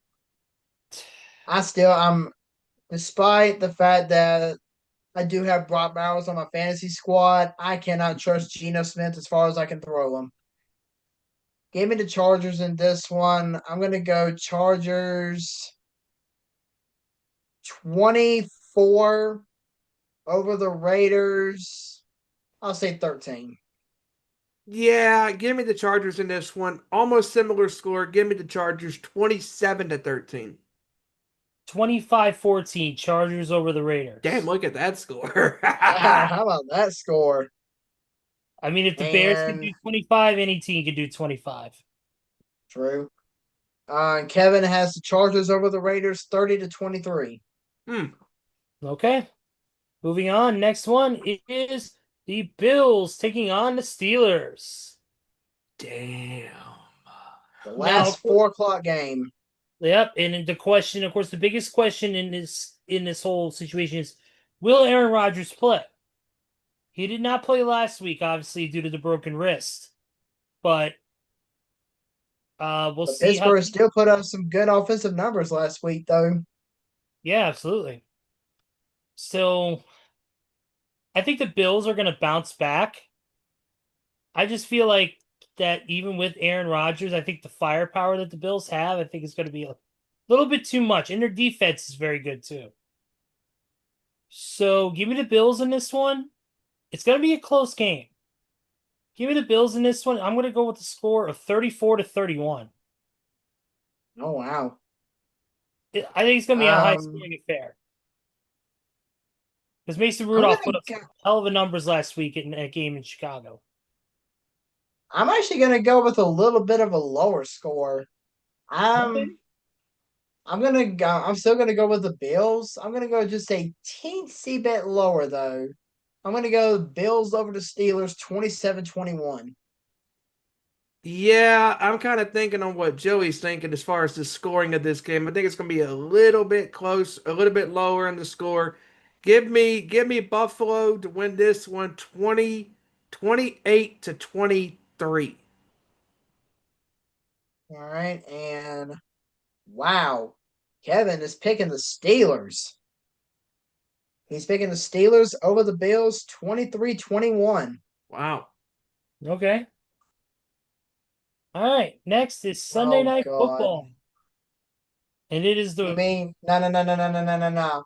This ain't gonna be Sunday Night Football. This is gonna be the Sunday Night Massacre. Yeah. It's going to be the Broncos taking on the Commanders. Yeah. With no Jaden Daniels, no Terry McLaurin. Yeah, give me the Broncos and the defense still being. Yeah, can we flex and this the game out, defense still please? being as lackluster as it is. Give me the Broncos to win this one. I don't care who the Commanders put out there on the field. they're not gonna get past the Denver defense. So give me the Broncos in this one. I'm gonna go 34-10. Yeah, give me Denver in this one. They're gonna absolutely take the Commanders out. Just it's gonna be bad. Give me Denver 27 to 13. Definitely in agreement with everything you guys have said about this game. Broncos are just too much fire Ugh. on their hands. And the Commanders are just so riddled with injuries right now and other things going on. I think this is unfortunately going to be another case where it's going to be an absolute slaughter. Give me the Broncos in this one, 35 to 13. If only this game could be subbed out and flexed. Yeah, if Wish only. it would, but unfortunately that schedule's already been set. So, Yep. um, Yeah. and then But for some reason, I don't know what Kevin. I don't know what Kevin is actually on, but he's picking the oh my, Commanders to win this one. he's picking the Giants, ain't he? Or no, he's picking the Commanders, ain't he? Yeah, he's picking the What? Commanders. He's picking the Commanders over the Donkeys, 27-23. Oh my God. Wow. I'm sorry, but I can't subscribe to that I theory. cannot subscribe to that at I all. reject that. I I reject. can't either. I'm sorry, but I can't. I'm It's sorry. one thing. It's one thing to pick the Texans against the Colts. It's one thing to pick the Bears over the Eagles, but it's another thing to pick the Commanders over the Broncos I'm with how sorry. I'm sorry, Kevin, but I reject your reality and I replace it with my own. wow, that is a shocking score prediction. But ladies and gentlemen, we move on to the Monday night game, and this is going to be. You would think by its records it would be a massacre, but it's not. The Patriots are going to take on the Giants. The reason why I say it's not going to be a massacre is because, look, as much as the Giants have their injury woes right now, Jackson Dart out with a concussion, several other players out. They just lost their defensive coordinator, and of course the firing of Brian Dable. You know they've did a lot of things went down. Jameis Winston balled out this past week. He looked the best that he's ever looked as a player, as a quarterback. And that's a lot of credit to that Giants organization, a lot of credit to Jameis Winston's leadership. Obviously, I'm still gonna pick the freaking I keep forgetting the damn score. I don't know why my brain is just shutting off. Patriots. Mhm. I'm gonna pick the Patriots always. Because because the Patriots are so fucking elite. So for me, I'm gonna go with the Patriots in this one. It's not gonna be close still because of obvious other things going on. But for me, it's the Patriots 34. You know what? 34 to 20. You know what? 34 to 20, I'm gonna give it. Okay. Yeah, give me New England. They've been rolling. I think they're going to keep the ball literally rolling. I think the Patriots are just playing too good football right now. Give me the Patriots to squeak one out. I think it's going to be competitive. Give me New England 27 to 22.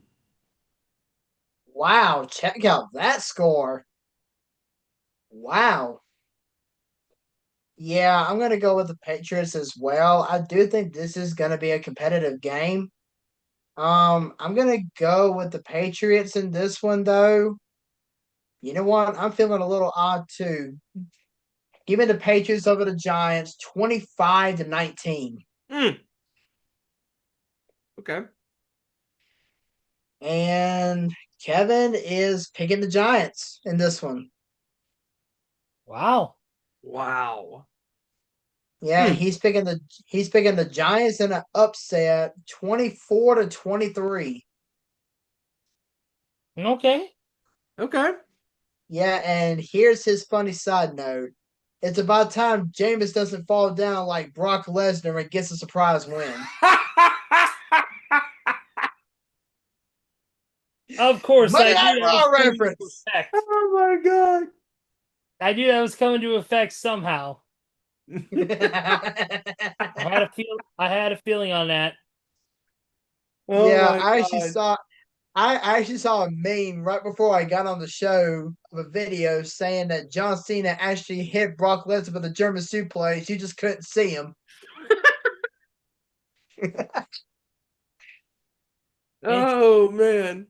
But that is our pick segment. We have wrapped it up. And of course, next week, this is week 13, correct, gents? Yes, it is. Yes, it All right, is.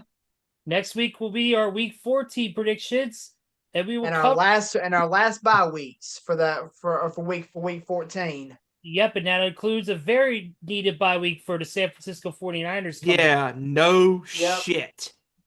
Let's see, the 49ers, the Panthers, the Giants, and the Patriots. Yep, all will have buys this week. It very much needed for the Niners to heal injuries. But pick segment's over. We are 6 minutes past top of the hour. So And now we will add Hijacker's scores into the mix whenever he does get them, and we will reveal his record next week as well with ours. So one of the things that, yep, definitely, we'll add his picks to that. And now to end the show, and we're gonna go through this pretty quick because obviously we're getting the top of the hour here. We're 6 minutes past, so let's go ahead and get it in. And that is our favorite Thanksgiving dishes, top 5. Who wants to start it off? I'll start it off. Go, Steven, hit it. So, a little odd with my number 5. I am a huge cabbage guy. That's my number 5. Oh, no. Number 4, I'm going to go with the classic, the green bean casserole, baby. Number 3, homemade macaroni and cheese. Number 2, they call it tater salad. Number 1, and my favorite thing to eat on Thanksgiving, it's become a tradition for me since I was a little kid. Sweet potatoes at number 1.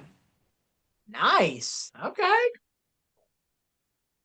All right. I'll go ahead and go next. My number 5 is gonna be the green bean casserole. Number 4, I'm gonna go with the sweet potatoes. Number 3, I've actually seen this at a few Thanksgiving meals, not very many of them, but number 3, I'm gonna go with mashed potatoes. Yes, how can you go wrong with that? Number 2, oh man, number 1 and number 2 are so close because I enjoy both of these very, very, very well. But number 2, I'm gonna go with the dressing. Can't go wrong with that.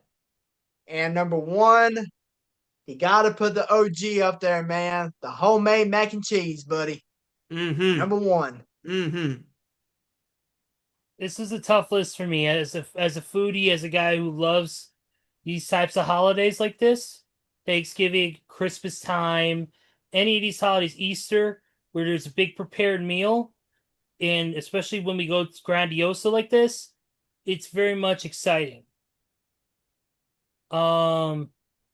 So for me, number 5, I'm gonna go with one of my dishes a lot of people don't know about, and that is, of course, our homemade chocolate pie. Nice. Hey, there you go. Chocolate pie inside of a Keebler graham cracker crust. Oh, son of a bitch. That sounds good. It's amazing. I mean, and for those who don't know, all it is just it's Jello pudding, not instant pudding, but Jello pudding mix inside of a Keebler graham cracker shell, put in the fridge for a couple hours, and then pulled out and sliced and ready to go. Add that with a little Ready Whip. It's the ultimate dessert. Number 4, I'm gonna go with the stuffing. We don't make our own here at the house. We usually go with the chicken stovetop, which has always been a favorite of mine since I was a kid. Number 3, the turkey, obviously. We do our turkey very well done. Lots of honey, lots of butter, lots of seasonings, very flavorful, very juicy. I love turkey every year on Thanksgiving. Can't get enough of it. Number 2 for me is the homemade mashed potatoes and gravy. Mashed potatoes and gravy to me is a classic. You can't beat it. It is unbelievable. And number 1, you can't have a Thanksgiving Day meal without the classic pumpkin pie. Hell yeah. And we usually buy ours from our local stores, bakery section. We don't do the frozen pies. We don't make our own, but it's just as good as any other homemade pie, in my opinion. Slice it up, throw a little whipped cream on top, you're set to go. And I will give an honorable mention to one of my all-time favorite parts of Thanksgiving as well. And that is a classic favorite is a classic favorite of mine is a an old favorite my aunt used to make, and that is her cheesecake pumpkin pie slices. She's making those for us for Thanksgiving. We're gonna pick them up tomorrow. Nice. But that's a quick honorable mention. But all right, it is 12 minutes past the hour. We're gonna end the show here in just a second. Does anybody have anything you want to mention before we end the show? I think I'm good. Joey? Real quick, I just want to point out that as far as the college football playoffs, not really a whole lot has changed, but that's because there wasn't really a lot of games, a lot of interesting games this past week. But Well, it will be a big one this week, and that there is will be a big one this week because Mhm. this is the week where conference championship games will be determined. Yep. Seeds number 2, 3, and 4 will be playing on Friday with number 1, number let's see, we go 1, 5, 7, 8, 9, and 10. I'm pretty sure we'll be playing on Saturday, and I am really focused on Alabama's game against Auburn because we win this game against Auburn, we're in the SEC championship next week, buddy. So all I But gotta what say is roll, MF Tide, roll. but I think the biggest game this week, just based on a lot of metrics, is going to be Ohio State taking on Michigan. Yeah, and apparently Ohio State has been or I would say Ohio State fans have been quite busy taking this game into effect because apparently there was a video going around this morning showing that the letter M and pretty much the entire city of Columbus has been red taped out.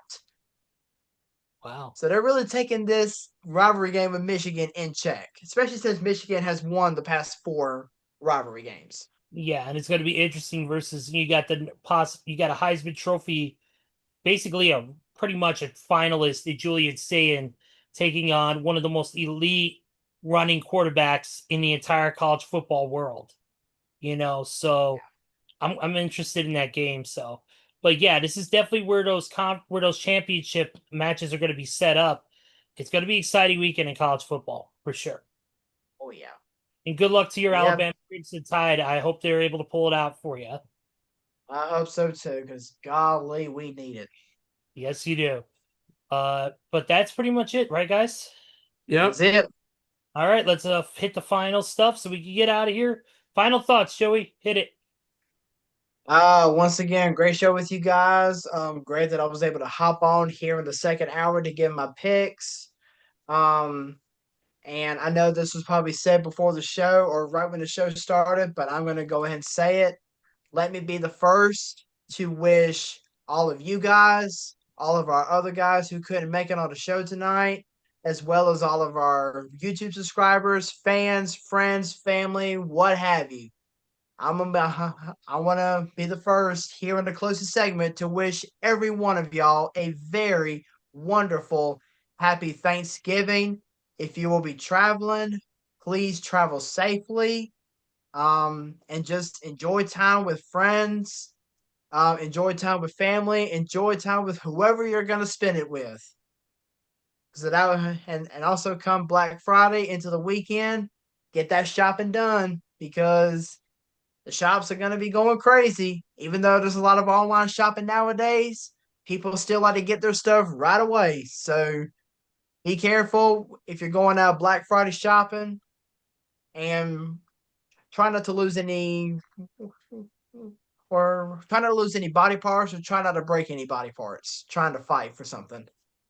The only But the only thing I see people are going to be fighting for, Joey, is those fucking Pokemon cards. yeah, true. I Yeah, have some true. I have some opinions on that, but I'm going to leave that for the internet. But So, yeah, once again, I just want to wish everyone a very happy Thanksgiving.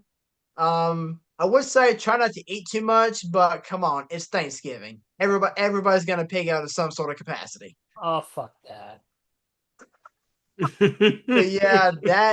That is it for me. Peace out. Once again, happy Thanksgiving to everyone. Steven, you know how to do it, my brother. Yes, I do. Again, like Joey said, hope everybody has a happy and safe Thanksgiving with your family and your friends. Happy Thanksgiving to my bros here on the show. Happy Thanksgiving to Kevin, to Hijacker, to Randy, to William Gyron. Happy Thanksgiving to everybody out there that is subscribed to our channel, friends and fans of ours, and family, of course, and to everybody out there. Enjoy your time with your family and your friends. Have a great, wonderful, and safe holiday. And please, whatever you do, do not do nothing stupid on Black Friday, please and thank you. Enjoy the great food, enjoy the great company surrounded by your loved ones and your friends and family. Enjoy the football, enjoy the comfort, with everybody around you, having a great time making memories. Have a great holiday. Can't wait to be back on here with you guys next week as we recap week 13 and we officially hit the final month of the show for 2025. Man, this year has flown by. Looking forward to next week. It's going to be a great show. Recapping week 13 in the NFL, recapping all of the college football things that go down this weekend. And also talking to maybe a little Survivor Series, because Survivor Series is this Saturday in San Diego, California, headlined by the War Games matches. That should be a lot of fun. And John Cena and Dominic Mysterio.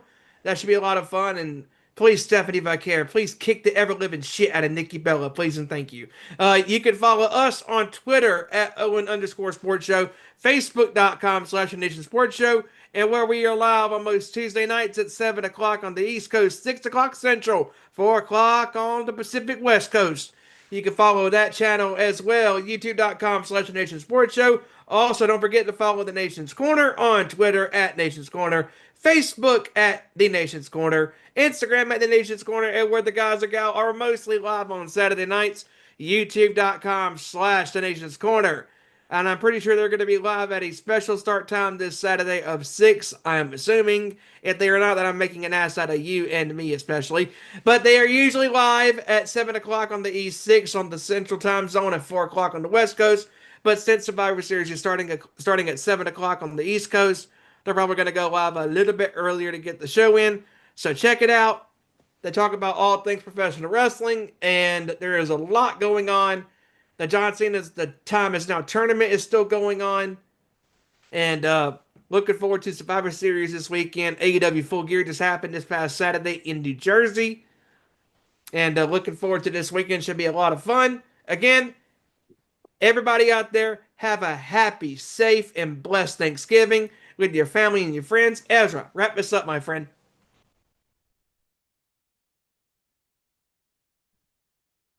Absolutely, guys. Thank you very much for joining us. We appreciate it. We hope y'all have a happy, safe Thanksgiving. Definitely want to say Thanksgiving to my friends, my family.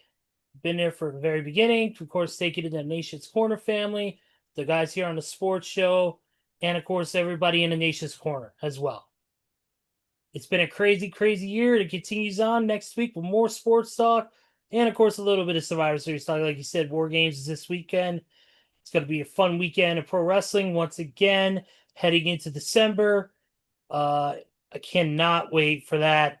It's going to be an awesome night. So, but we will see you all next Tuesday for some sports talk, and all that. So, for my crew here, for Joey Thornton, for Stephen Wyand, for Kevin Rory, For Hijacker Mike, Randy, William Gyron, and everybody in the Sports Show Nation, I am Mr. Vickery, and we will see you right here next week with another great edition of our nation's sports show. Take care, everybody. Have a great week, and we will see you all next time. Next Tuesday, 7 p.m. Eastern, 4 p.m. Pacific, same time, same YouTube channel. Have a great night, and enjoy NXT. Turn me up. Turn me up. Turn me up. Turn me up.